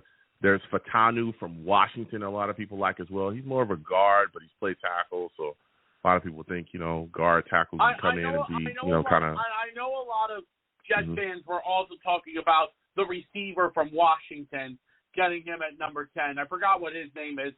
Because it would be nice to get O'Dunes. You talk about Rome O'Dunes. Because he is a phenomenal talent, that player. But the thing is, Joe, and I know everybody is talking about, now we need to get Brock Bowser at number 10. Listen, Joe, I agree with you. I think Brock Bowser is a phenomenal talent. And I think whatever team he does go to, he's going to be a legit great player for that team, whichever team he goes to. But, Joe, here's the thing, though. Listen, if we take him at number 10, I wouldn't have a problem with it. But I do agree with you. I think the one key thing that they need to do at number 10, if any of those offensive linemen are still available at number 10, I think we should get one of them. And I do think one of them is going to be available by the time when we get to number 10. Because obviously you spoke about the other teams that picked before us. I mean, listen, the first 3 picks of the draft this year, Joe, are going to be quarterbacks no matter what. Chicago is taking a quarterback, Washington is taking a quarterback, and New England is taking a quarterback. New England, as much as we hate the Patriots are now finding a new quarterback for their future. So obviously we'll see what they do with that. But anyway, I just think we need to focus with the offensive line. So Joe, listen, Steve, I got to slide off because they're going to shut my time down. But this was a great call from you. You made a lot of great points. Next time I have a show, I want to hear from you. All right. All right, Joe. No problem. Have a good night, man. Bye-bye.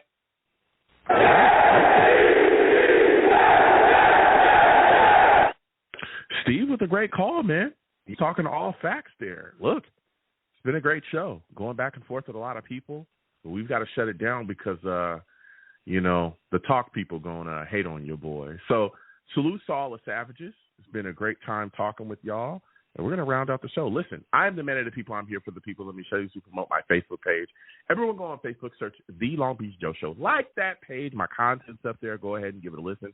Message me. I'll message you right back. I love going back and forth with you folks about this football team.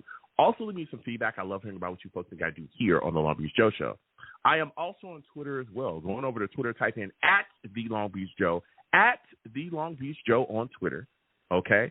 Follow me. I'll follow you right back. You want to troll me? No issues. I'm the troll that lives under the bridge, and I will have my Vera Tucker jersey on at all times. At all times. At all times. Y'all see? Y'all here to hate, all right? Me and Vera Tucker, okay? You want to troll? No issues. We're going to troll you right back. I am also on YouTube as well. Come on over to YouTube, all right? Long Beach Joe Jets. Long Beach Joe Jets on YouTube. Subscribe. Okay, hit that notification bell so when I post content, you'll be able to know. Give the videos in the stream a thumbs up. Hit that thumbs up button. All right, it's free. It's completely free, okay? Hit that thumbs up button. Get in those comments, troll me. I'll go back and forth with you. And always, people, when you see me in person, it is arms out, chest open, free hugs for everyone. Free hug for everyone. It'll cost you absolutely nothing. Thank you, folks, for taking the time out of the day to talk to your boy, to call in, to get in the chat. Salute to all the savages. Without you people, I'm absolutely nothing. Thank you for taking the time out of your day to interact with your boy any way that you do. Until the next show, you folks have a good one. Peace.